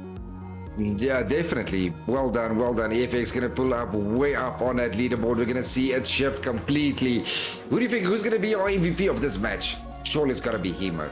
It's gotta be Hemo. If it's not Hemo, it's gonna be Omar, because I mean, both players were absolutely crucial in that fight against the side there of Blackjack. Oh, sorry, of Desert Flame. Look at that. 8 elimination points, 1,168 damage to go alongside it. This man was an absolute beast coming into this game, starting off that fight. Man, they're almost unstoppable right now. Like I said, they're living up to that hashtag Soul are here. Oh, definitely. I think they can. You don't need to play the final game. Maybe give another team an opportunity to qualify for second place. But well played. So MVP team of tonight, EFX, ending it with a chicken dinner and 14 kills, 2,179 damage, and that is all you needed. Is get at maximum placement points, get those kill points to match it, and EFX has done this beautifully. Just want you to know that Hero did over half of this damage, and my mind is just I'm just baffled. Like, this is a head-to-head that we want to see, right? You know, EFX up against Horz Esports, man. This is what I was saying. EFX with 14 kills took them all game, and look at Horz Esports with 13 aliens, but 2,300 damage, even more damage than the side there of Team EFX. And man, look at it. Literally just seconds, less than 1 minute. That was in the first 12 minutes, yeah.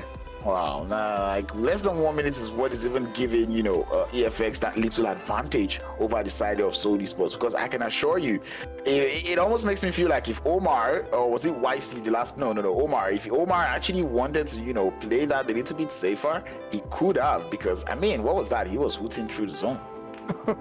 I mean, he just gave away a free kill. It was like we achieved what we wanted to in this game. We're gonna give one back to the community. Here I am. I'll hoot for you. Take it. And this is the only time that it's not like, the high damage numbers are making other high damage numbers look like baby numbers. This time, these guys have such high damage numbers on the board, and every other person such low damage numbers on the board. I mean, there's only like 1, 2, 3, 4 teams that breached that 1,000 damage point, and only one on 900. The rest 500 and low, and that is because all of these elimination points going over to the side of EFX and Horz Esports. Yeah, look at these bottom teams. They're doing the damage there, like Cyclone Shield Esports and the rest of them. They got the damage and they got the knocks in. They just didn't get any elims in. So they got to go and focus a little bit more on, getting the maximum points that they can. If you see you're not going to be able to win this fight, at least take the kill points, take the knocks, get some points on those boards. Exactly, those points are absolutely what matter in the Elite League, and I'm looking forward to seeing what that overall leaderboards look like, because right now, before we get that, head-to-head between who and who? I wouldn't even think there is a player head-to-head, but man, look at Mercury still putting numbers on the board, and man, as much as I want to, give him the, the accolades for what he's done, but man, Hemo, when Hemo's doing such numbers, it's, man, Horz Esports, come on. Yeah, Hemo just went all Super Saiyan. We got basically a Goku versus Vegeta here at the moment in front of me. It is so close to one another. 8 kills versus 6 kills, but the damage is what separates them. 1,168 damage from Hemo versus the 832 from Mercury. Mercury did assist with 2 kills, and he did get a lot of more survival time, getting that chicken dinner for his boys with the 2 nade kills from Hemo versus the 1 from Mercury. Man, these are 2 OP players, but my hat's got to go off to Hemo, especially in that first 10 minutes, being crashed by 4 different teams in 12 minutes? 12 minutes, and he was able to help his team clutch that out. That was absolutely soul ripping, living up to the name. 77 points up on the board. They are running away with this one. 3 Crown Esports bumping themselves up to second with that beautiful performance in Sanok. EFX already finding their way into top 4. IMEGA still holding it up in 3rd place. And I'm looking at this, and I think EFX should actually be in 3rd, but definitely something that will be fixed, because I believe it's chicken dinners over, whatever thing. That is what we use as the tiebreaker. But man, Slime 4KT dropping down. Sidizens also dropping. Rila Insider still down there on that 13th point. What is going on today? Yeah, there's a lot of teams just not feeling it today. Hopefully we will see them bounce back tomorrow, maybe even this last final game. I mean, we've still got a wrangle match coming up, so the leaderboard can change quite a lot still. I mean, not for Seoul. No one is going to catch up to Seoul. They've got more kills than half. I think the closest to them is double the kill points. And 77 elimination points. sorry, 77 points in total. Total. I cannot get Yeah. over it. So anyway, we'll be looking forward to seeing more of Soul Esports because this is the real definition of African Elite League has just received visitors. And this was what I was saying closing yesterday. The lobby is only getting harder and harder. And Soul Esports looks like they are here for the challenge. They are telling the people that when Crown says the lobby is getting harder, he is referring to us. But anyway, we'll be right back with more action in the African Elite League as we're going for a quick break, and we'll be back for more action here in Erangel. We'll see you now.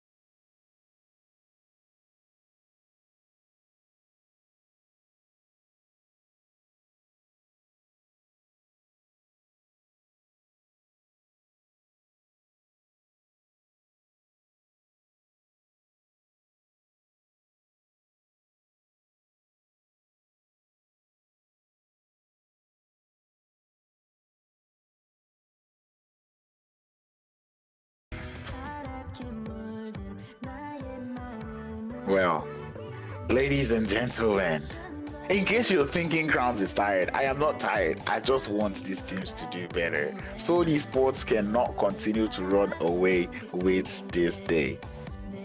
Well, hopefully we can see a team stopping Seoul Esports early in this final game for tonight, because currently they are the only team dominating all three matches so far tonight. So hopefully we'll see a team that can step up to the plate. I would hope so. Otherwise, we'll just see Seoul Esports just ending day 5 absolutely perfect.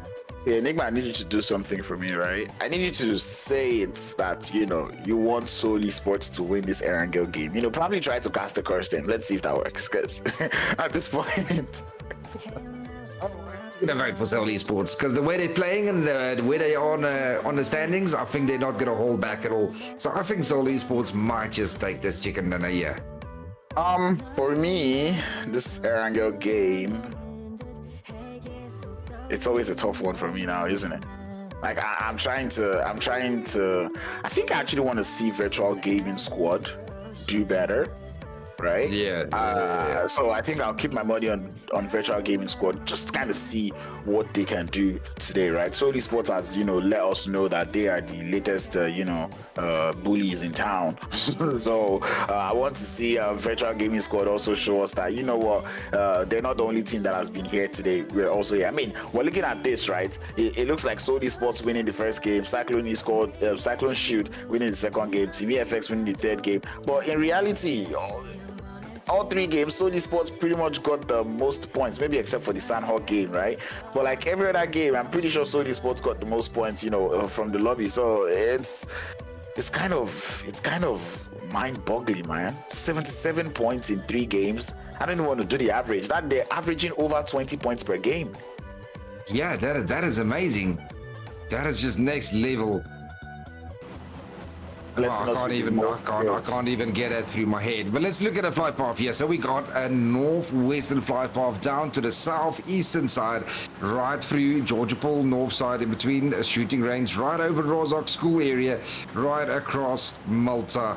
A pretty decent flight path, almost split up center of the map, and we can't ask for a better flight path to end this day off. Yep, we can ask for that as we see all of the teams jumping up to their favorite, positions. Looking forward to see if we would see the same hot drops that we saw in Erangel the beginning of the game. I hope not. I also would like to see what the side there of Slime 4KT and Team Apex would do, because I believe Team Apex will be going to their secondary drop spot just because they do not want to run into that skirmish with Slime 4KT again in that hospital area of the map. I know there is a team that is missing in this game, but I don't know what team it is, and I hope it's not Seoul Esports. I doubt that it's going to be Seoul. Let's have a look real quick through the teams. No, Seoul Esports is definitely there. There's a couple of teams with 3 players. I just can't pinpoint out what team it is just yet. It looks like we got a few teams here splitting up here around Rozok area. It's all IMEGA Esports. Then we got 4KT as well as EFX splitting up between northern side and the southern side of Georgia Pool. We got Sidizens there taking that northeastern side of Zaki, and all the way down in Gatka we got Desert Flames Esports and the Art of Killing. Oh, Desert Flame Esports getting things started with the first blood of the day, getting that run over onto Paid from Art of Killing. That's going to be painful for the side of Art of Killing, especially given the fact that they've been finding their way to crawl up the top of the leaderboards in today's game. So losing one player early on in this final game is definitely not what they want. Definitely not. Way up north on Savannah, we got Virtual Gaming, followed by Afro Gaming, and then down south we do have 3 Crowns and Rila Insider. In Malta we got Cyclone Shield Esports with the Mad Knights, and then Seoul just going to Nova Crates as usual. That is all the drop locations for our teams here in the last match of day 5. Yeah, Epic Bullets is that one team that is not available for this final game of the day. I might not understand. I think it's because of that time difference. I've forgotten what country they are in, but I know like it's probably getting later in that time. Or sorry, in that in that part of the world. But anyway, we're gonna continue with this game. Virtual Gaming going all the way to Severny. Makes me wonder where EFX is. EFX going all the way to North Georgia Pool.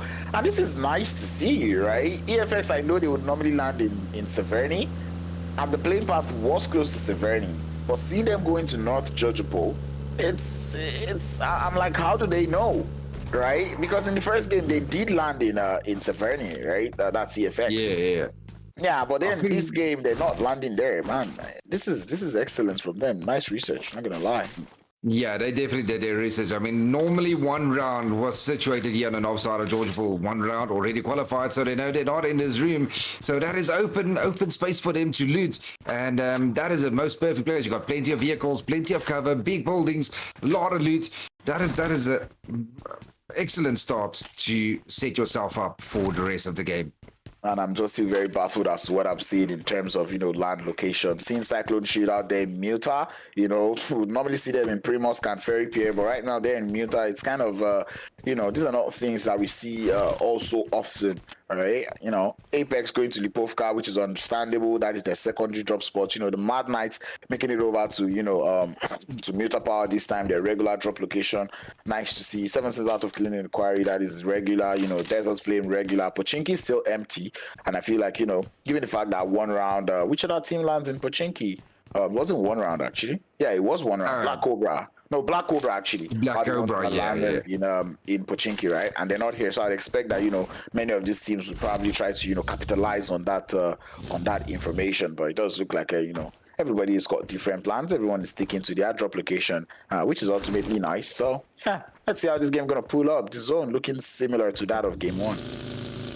Yeah, currently the last 3 days, Pochinki being completely empty. No one even touching Pochinki, which is very weird for me. I mean, it's a very good place to land. It's got a lot of loot. You got vehicles there in a garage. There's normally just on the side of the church, there's a vehicle spotted there as well. And then on the other side, closer towards the school side, there's normally a vehicle spawning there as well. So there's plenty of vehicles around Pochinki. And yet no one is even close to Pochinki in the last 3 days. And it's even that old space from Yasnaya, Mansion, Shelter.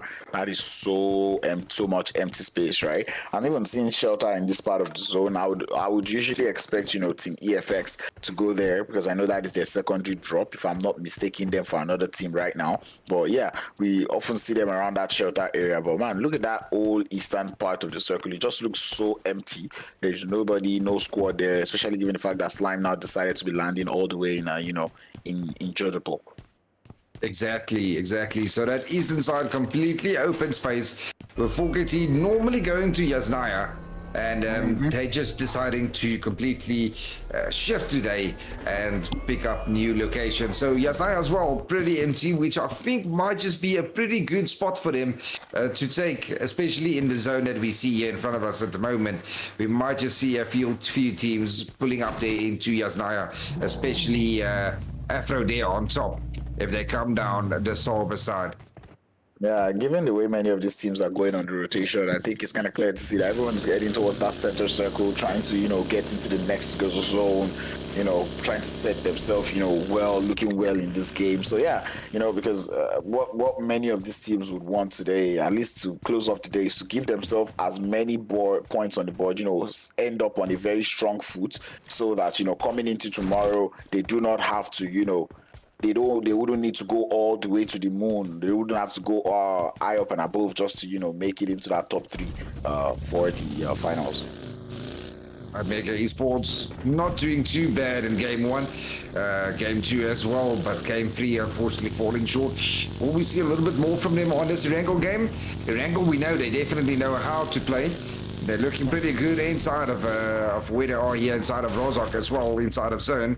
They don't need to go too far. I'd just like to see them, I've been saying it all day. I want them to continue on that consistency, right? They're also that team, almost like Rila Insider. We know what these individual players are capable of doing. We've seen the Devil in action today. We've seen Nagato in action. We've also seen Matador in action today. So this is a call, like a wake-up call. Definitely. Oh, looks like his vehicle is stuck there inside of that wall, not budging at all. Fortunately, he tried everything. He tried reversing, going forward, driving the wall over. It just didn't budge for him. Yeah, I think that would just have to just change the skin of the car, and I think they should be fine, or probably hit it with another car. They do have a buggy Yeah. close to them, so I think they should be fine with that one. But man, you just got to admire these players that drive like they do not have any driver's license, you know? Yeah, I mean, you've got no expenses on it, so why would you bother? There's the Flames Esports leading the status there with the only team to pick up a kill on landing. So there's the Flames Esports, still a full team with 1 kill. Rest of them, Team Apex coming in with 3 players, and then Art of Killing losing that player on landing. Virtual Gaming coming in with 3 player, with the rest of them all full teams in this last game.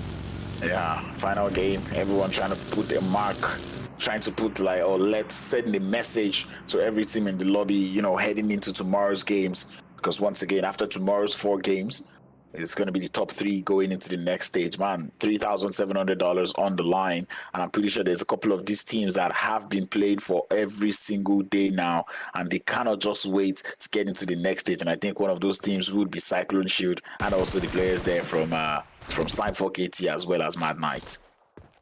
Virtual Gaming here taking a couple of shots onto IMEGA. Is he going to pull up and try and engage with them?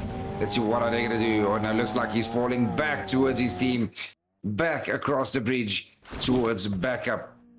Back to base. That is what the players there from Virtual Gaming Squad are doing, because at the end of the day, there's no point actually taking these early engagements in the game. I mean, we're only 10 minutes into the game. So think that as of this time in Sandhawk, Horz Esports were already ripping apart, you know, teams. But right now, this is Erangel. Everyone knows this map. Everyone is home. Everyone is just chilling and relaxing. And this is something that I just enjoy to see. You know, everyone looking for those nice positions as the zone starts to close in. But you see the thing about games like this, right? It looks all chill. It looks all calm. Some people might even say the game is looking boring, but I can promise you, zone shifts will determine a whole lot as to how this game will play out. You know what happens when the 2 back tires are popped? You're turning towards the enemies, and it's a free kill for the side of Desert Flame. Even the buggy is trying to survive. Yo. Yeah, it's the peace before the storm. And I think the storm is coming with Horz Esports here at the bottom south of the map as they cross the bridge. Right next there to Cyclone Shield Esports. We might just see our next engagement coming in pretty soon. Huge loss though for the side of IMEGA Esports. You know, losing Nagato in that on that rotation is not something that they want, especially given that Nagato is one of the strongest players on that squad. But like I said earlier today, we've seen some of the other players show us what they're made of. You know, Matador, Devil, they've been here to show us that they are capable of playing this game. But at the same time, it almost just makes me wonder, you know, why they were moving so much, right? Like I get that the game was probably getting boring, but you know, you could drink juice, do a couple of things that, you know, don't involve you moving, as we do get a northern, you know, shift on that zone. Exactly. Looks like 4KT pulling up there as well as Mad Knights, all starting to pull in and getting those kills and kill points on in. 4KT picking up a quick little kill. EFX completely eliminated. A 3Ps from Kumalala pushing him to the highest kill leader, or sorry, the man with the highest kills in the lobby in this game. That is nice to see. Citizen taking out the players there from EFX. Almost makes me wonder what happened. I know Citizens always try to rotate from that northern bridge around Jojopo. And EFX were probably around there, and that is where that skirmish and that you know, fight probably went down. As right now, this is zone 2, the first zone shift, which is not the nicest of zone shifts, already looking to bring in so much trouble as we're losing team members left, right, and center. Team Soul about to completely wipe out Cyclone Shield Esports right here. They currently have 2 knocked. They got 2 up. But Cyclone Shield's down to the last. Oh, they did get him out. Ooh. And there's still a full team for Horz Esports. And that's 3 kills quickly for them on the board. They're almost untouchable at this point. Out there on the southern side of the circle, close to Muta. And you can just see them eliminating the players there from Cyclone Shield. And I'm pretty sure Cyclone Shield right now are just like, why didn't we just land in Primorsk? You know? We probably wouldn't be here. And the art of killing down to the last player as 4KT has just chased down one more of their members. So Manafila's trying to get away from 4KT as quickly as he can, as far as he can, but he might have run into another team. I mean, I would do the same too, you know. I don't think I'm gonna have Slime 4KT following me, and I'm not gonna be running. But anyway, many of the teams on the north are gonna be enjoying this freedom that they have. You know, Sidizens, players there from Afro Esports, out there on that whole northern chunk of the circle. They look comfortable. They're looking nice, as you know, looking to sit comfortably in this next circle shift. Yeah, Afro and Citizens definitely looking very comfortably on top. No one close to them. They got a whole open side on either side just for them. Where the southern side again, yeah, from Rozok School and that small little piece in between school and Yasnaya is all just chaos at the moment. You got about 5-6 teams currently holding the southern side of the zone. It's already looking to be a promising game. There's already so many kills up on board, and there's still 12 teams alive. A couple of teams with 0 elimination points, but you cannot blame them. Things happen. This is still the early phase of the circle. This is already, 13 minutes, 14 minutes into the game, and we're almost at those points where we start to see craziness happen in this map. There's the Flames Esports and Virtual Gaming just testing one another there with the single taps, making each other low, wasting ammo, wasting meds, damaging helmets and vests. Just no knocks coming in just yet. Beautiful single taps. They're almost taking down a player. It almost confuses me, right? Like, I'm like, why are you taking the shots when you know that if you get the knock, you're not going to send it, right? Like, I get you want to reduce the helmet and all of that, but man, it's not going to lead anywhere. Slime 4KT find the side there of Horz Esports. You could almost see this one coming. Matter of fact, I saw it coming, especially given that rotation path that the players there from Slime 4KT opted to go for. Horz Esports lose one player on that engagement, and I don't know if they want to take on that full fight as Slime 4KT. Yep, looking to form up all around the shelter area. They know what they're looking for. Rauf gets thirsted as the players there from Horz Esports. These are the kind of things that riles them up. But the question is, that Slime losing quickly a player there, and they might just run right into the Mad Knights now. Are they going to crash that combat or are going to go a little bit deeper? No, it looks like they're going to miss that completely. But 4KT coming in around that corner, they're trying to cut them off. They want to stop Soul right here in their tracks. See if they can, and if they do, that is going to be the game changer for them. But no, they're going to focus on Mad Knights now. It's now Soul versus Mad Knights jumping out of their vehicles, and they're just going to gatekeep them right here on top of the hill. Oh, it is absolutely nightmare.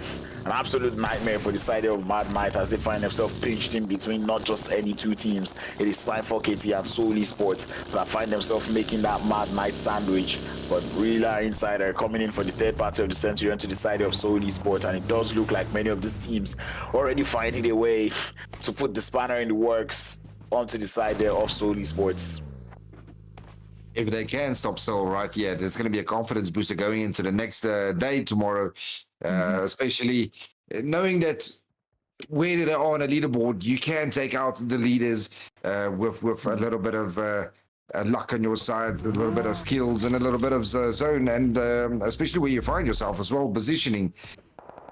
Production, I don't know if I can see that map because that zone shift is very deadly, and many of these teams already understanding the gravity of what is going on. Matter of fact, I'm still surprised as to why some of these teams out here on this southeastern edge of the map have not even started rotating, because that zone pushes all the way to the west. It's a western hard shift. Grenades landing all the way from Slime 4KT as they're looking for the players there from Mad Knights. Are they going to go for a complete engagement here onto Mad Knights? You can see their Plaza are taking a couple of shots right through that smoke, just not hitting their heads in there. Are they going to go for zone, or are they going to go and see if they can take out Mad Knights? A hugely northern zone as we see it out there close to Rozok. Many of these teams have to find their way in as the fights continues with Team Apex onto the side of Virtual Gaming. I called Virtual Gaming out in the beginning of this game, saying that I want to see them show me what they are made of. And right now it does look like Team Apex will be sending it close to their location, although I'm not vibing with it. Sending only one player, Team Apex, making the same mistakes that you've been making for days now. Exactly. A quick little knock there from his teammate from Machine from Overwatch. But if they are not quick enough, they might be able to get a revive on in. Here comes one shot. One shot does take him down. Confirms the knock and a kill as well. And he's going to get that revive in quite quickly. He's still got Zeus there at the bottom pushing on in. Zeus and one shot. The last two left. Trying to get that revive in. And it's now a 3v1. As Machine is right there, way off in the distance, and looks like Machine is rather going to leave it. He's not going to go for the revive, not for engagement. He's going to try and get some more placement points. He disengages and drives on off. Plays like these are just what makes me just, a little bit angry, because what was that from Team Apex? You got a knock, they got a revive, you want to full send it, and you're sending one player in. Why? Exactly. That was not probably good communication from either the team or the IGL, but they could have handled it a lot better there going into that engagement. It's kind of interesting to see just how many teams are already able to get themselves a nice spot in that next zone. It all boils down to the next circle shifts, but there's still a couple of teams that are still stranglers out on the outskirts of the circle. Rila Insider up on the north. Same thing with the Citizens. Horz Esports finding their way to the north, and I would always be surprised to see Horz Esports, a team that lands so southern, make it up to the north of the circle. Yeah, they actually read it pretty good. They on top, Rila Insider, as well as Soul, Afro, all taking that northern side. Soul still trying to figure out where and how to enter that zone. Citizens looking very good there. A very promising compound where it might just end there.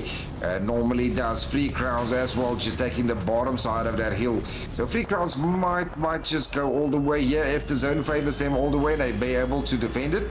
And Horz Esports definitely now in the back foot here, coming in with two players into this final gameplay.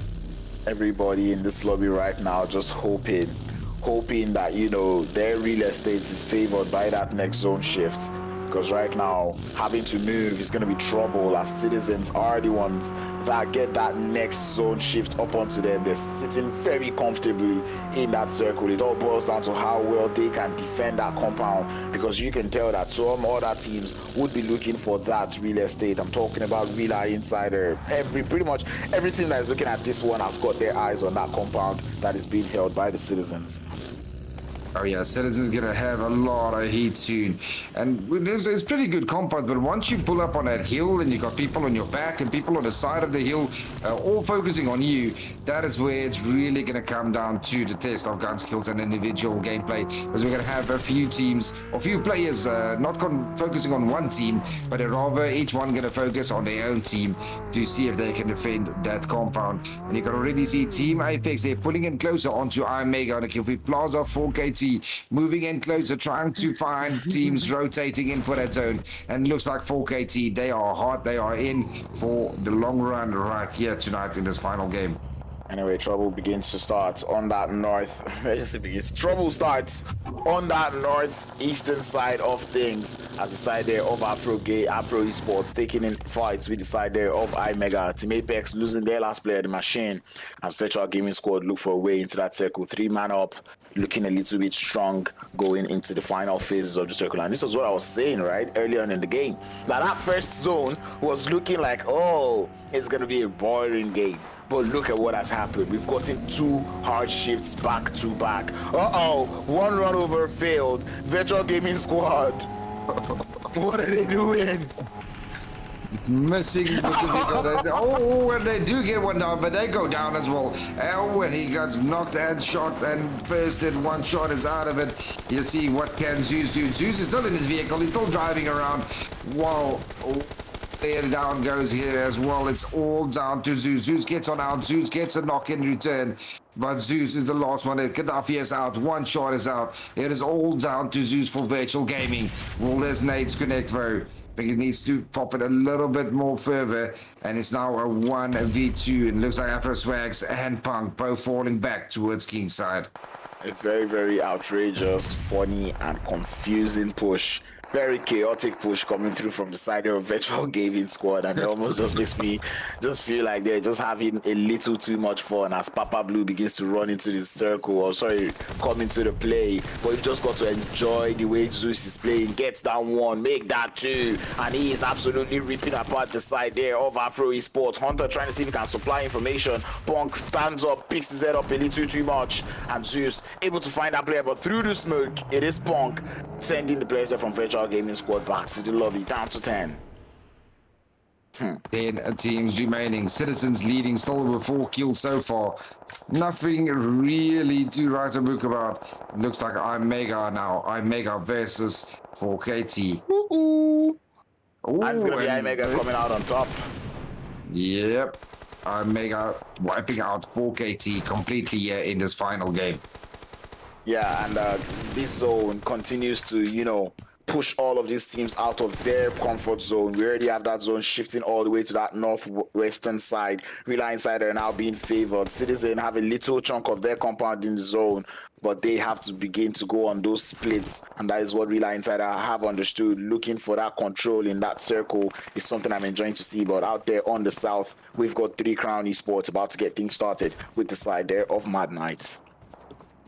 Or let's see if Mad Knights can pull up and take out 3 crowns right here. 3 crowns down to the last 2 players.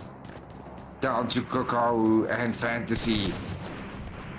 Jump shots coming in through. Fantasy finds his way downstairs. He knows exactly where these players are. It's so much aggression coming in from the side there of Mad Knights because they can see the clock. They know they only have less than 20 seconds to finish up whatever engagements they've got going on here with the side there of 3 Crown Esports. Kakao moving up a little bit. A beautiful grenade from Kakao to take down 2 from the side there of Mad Knight. The Beast is down. Agent 47 is down. Kakao trying to hold his own against the Mad Knights.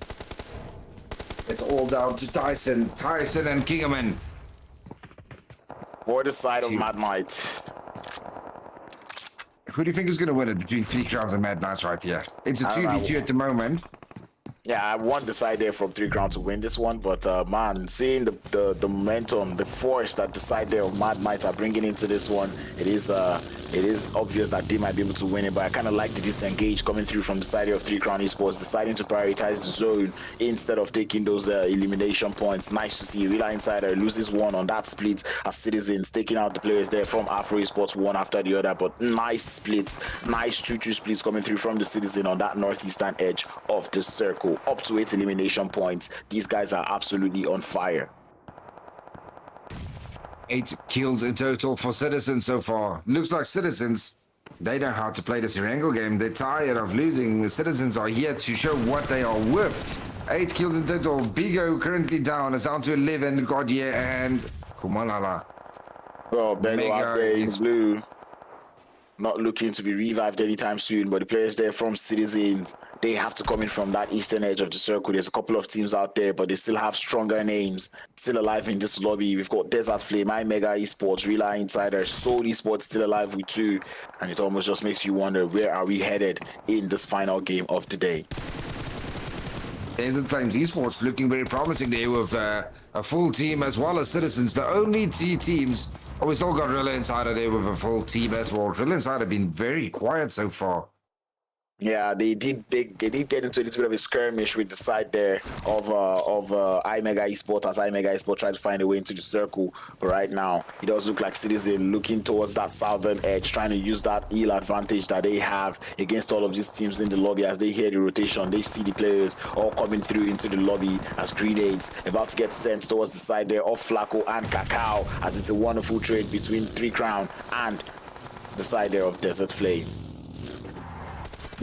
There we go now. We are down to 3C Fantasy. 3 Crowns, the last player left. Fantasy getting that first knock on in, but out goes Fantasy. And Desert Flame Esports, they only lost Dorsa and Flacco down to 6 guard and Beater now. Trying to get into that zone, but they've got so many teams all around them gatekeeping. Rila Insider down to 2 players as well, down to Slay and Matrix. But here comes that, will he be? He gets them down. Beautifully played by Desert Flames, getting one of the players down. It's a 2v1 now at the moment. Can they work it out completely? 5 teams remaining. Hey, Citizens going out in similar fashion as we've seen that happen before, and that is huge trolling for anybody that was here in day one. They would understand why I was laughing. But anyway, Citizens get taken out as we continue with the final 4 teams in the lobby. The Mad Knights still crawling with 1 player, Tyson. Desert Flames looking strong with 2. Rila Insider still alive up there. And man, everyone has got only 2 players up except for the side there of Mad Knight. Uh-oh. So from these teams, who do you think, who's going to take it? I don't know. I've got my money on Rila Insider. Rila Insider, yeah. Over there more Desert Flames Esports at this moment. Desert Flame looking to get beaten by the getting beaten by the snake coming through from Mad Knights. Mad Knights eliminating Citizens completely. Desert Flames down to the last player, all down to Bearden. It is such a scanty zone. There is no single cover in sight. It all boils down to the vehicles and the smokes. Rila Insider down to 1. It's Slay. IMEGA Esports, one way or the other, looking like the strongest in the lobby, very close to the circle. Slay gets spotted by the side of Desert Flame Esports as building a top fragger for the side of Desert Flame, having to see if he can clutch it up in this 1v2v1 situation. The zone absolutely brutal to every single team in the lobby, not even favoring anyone as it pushes away from all of these teams, pushing all the way to that eastern edge. And there we go. We're getting closer and closer to our final game, our final winner chicken dinner. 3 teams remaining. Desert Flames, Mad Knights, Rila Insider, and IMEGA Esports. Who's it going to be? Oh, it's only Mad Knights, Desert Flames, and Mega that's left. It's only those 3 teams. A 2v1v1. And we got all the players on their bellies, just trying to get the perfect position for this last engagement right here.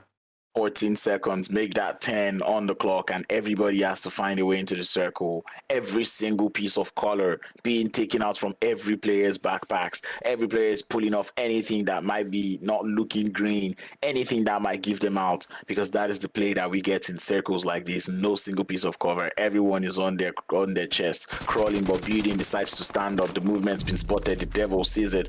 Building tries to return the favor, but cannot happen. It doesn't have so much of the zone. He gets heavily battered by Devil, and down he goes. It's a 1v2. Tyson, I called out the Mad Knights, hoping to see what they can do, but this man might just maybe not.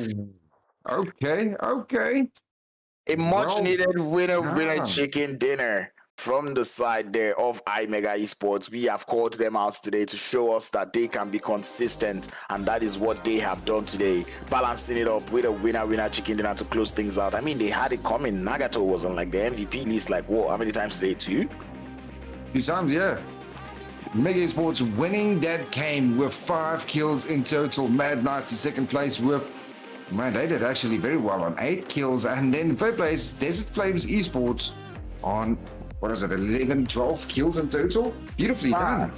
Man, the top 5 teams, doing so much numbers on the board. Even Sidizens Esports also getting about 8 elimination points to their name, if not more, heading into that final circle engagement. And this is just interesting to see such a game where, and I'm not surprised to see a kill spread coming through in this kind of games, especially given that zone shift. The zone was absolutely brutal to all the teams, going all the way from the beginning of the circle. The only good zone to all of these teams was the first circle. Every other circle afterwards was just hard shift upon hard shift upon hard shift, and many of these teams were not prepared for that one. And you could just tell as they're seeing those hard shifts, they're like, what, when we get hard shifts like this, what we need to do is try to get as much elimination points as possible, and that is what many of those top 5 teams, even top 6 teams, were able to do in this game. All right, now for MVP, who will it be? Tyson from the Mad Knights crowns. Tyson with 6 kills with a damage of 1,017. Well done, GG's to Tyson. Man, that man absolutely, he was holding it up for his team, right? Look at that survival time, 28 minutes and 3 seconds, able to make it to second place for his team. You could just tell that man was doing so much work, putting in the work. Look at that beautiful peaks that he gave onto that side of Citizens when they decided to push him. That was a nice 2-piece coming through from that man, and that was wonderful play coming through from him. So this is nice to see. Desert Flame being the most valuable team, 1,708 damage coming through from them with 9 elimination elimination points. It was nice to see Desert Flame finally step up to the challenge. We've not really heard of them in like the last 2 days, right? So seeing them come to this Exactly. final game to do this, it's nice to see. It's refreshing. Yeah, especially knowing them as Temper before they rebranded to Desert Flames, and now actually seeing them pulling up to what we know they could be again. Man, I'm pretty proud of you boys on Desert Flames. Desert Flames versus Citizens. 9 kills from Desert Flames towards the 8 from Citizens. Damage from Citizens just being a slightly more there with 1,814 versus the 1,708 damage of Desert Flames. Desert getting that 5 assists versus Citizens 8 assists. Survival time, Desert Flames beating them with 3 minutes, and Citizens getting 1 nade kill towards those of what Desert Flames got. Yeah, and this was a head-to-head that I would have loved to see because, like I said, all the teams in that top 5 were absolutely, on fire. Seeing IMEGA Esports winning the game, MVP coming in from Mad Knight, the players there from Sidizens Gaming being in the head-to-head as well as Desert Flame Esports just goes on to show that many of these teams. I think the only odd team in that whole mix was Rila Insider that finished in I think 4th place. So that just goes to show that many of these. And for the first time today, we kind of see a balanced spread of kills and damage all across the board. All across, perfect. I was about to say the same. I'm looking at this damage sheet here, and although Desert Flames all the way to Mega did do a lot of damage and kills, look at Virtual Gaming's 1,217 damage, but only manages to get those 3 kills. Especially something like 4KT and 3 Crowns as well. They're all doing so much damage, just not getting the amount of kills to match their damage. But this is much more even. This is what we want to see either way. All the teams being equal, engaging, fighting, winning their battles, getting those kills, getting the points on in. Yeah, and one thing I'm not happy to say about this is Cyclone Shield, right? Because they've kind of been on the decline ever since their winner chicken dinner in that Miramar game. So and this is not a good way to close off the day, right? You want to come into tomorrow looking strong or feeling strong, feeling confident. So putting in these weak numbers on the board is not something that I'm happy to see from the side there of Cyclone Shield. But Kumalala, a player that I knew was going to be up here in this head-to-head, as he got that wonderful 3-piece onto the side there of Team EFX early on in that game. Nice to see this. Yeah, Tyson versus Kumalala. Look at Tyson, 6 kills versus 3 with the damage that Tyson did, 1,017 versus 714 damage from Kumalala. 2 assists on Tyson's side, 3 on Kumalala's side. Survival time more or less equal. It all comes down to that damage and the amount of kills. So Kumalala just couldn't get the amount of kills matching his damage towards that Tyson got.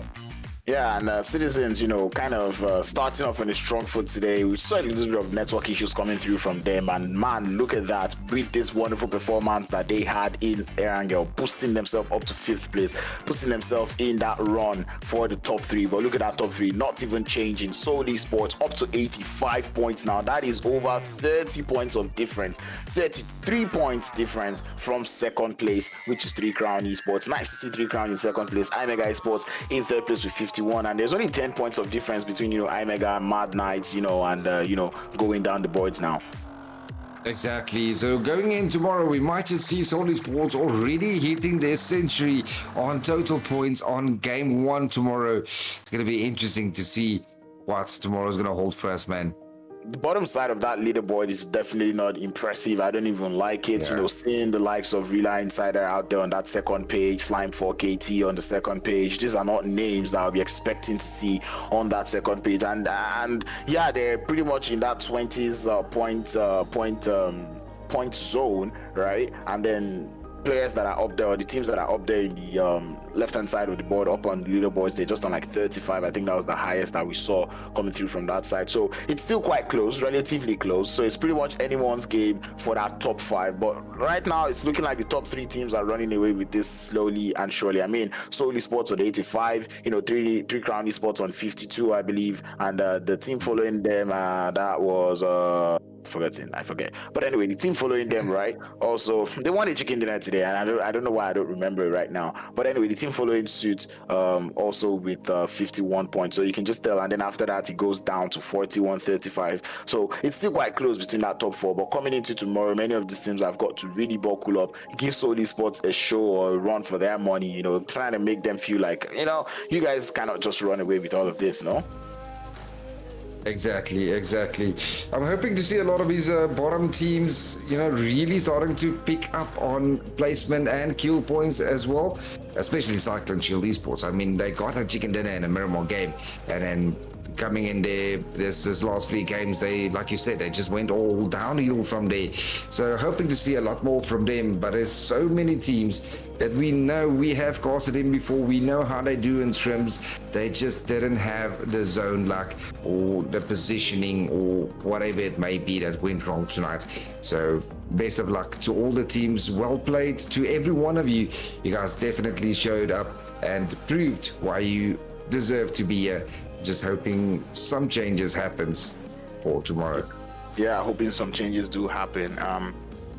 I'm very impressed as to what I've seen from Horz Esports today, 3 Crown Esports, and the players there from Team EFX, as these are the teams that have been absolutely phenomenal today. Cyclone Shield Esports, like Enimra said, you need to buckle up. We'll be looking forward to seeing all of you tomorrow. We've had so much fun today showing you guys the African Elite League. This is phase 3, I believe, as we're going into the finals, trying to determine the next 3 teams that will be making it into the finals of the African Elite League. Thank you so much for joining me, Enigma, today. Thank you all for tuning in the chat. Stay safe, stay connected, practice social distancing, don't do drugs, use protection, and you know the vibes. Do not hack the game. This is the African Elite League, brought to you by 3 Crown Esports in partnership with Monster Energy. We'll be right back tomorrow, same place, same time, for more action. Have a good night. Good night. See you guys tomorrow. When the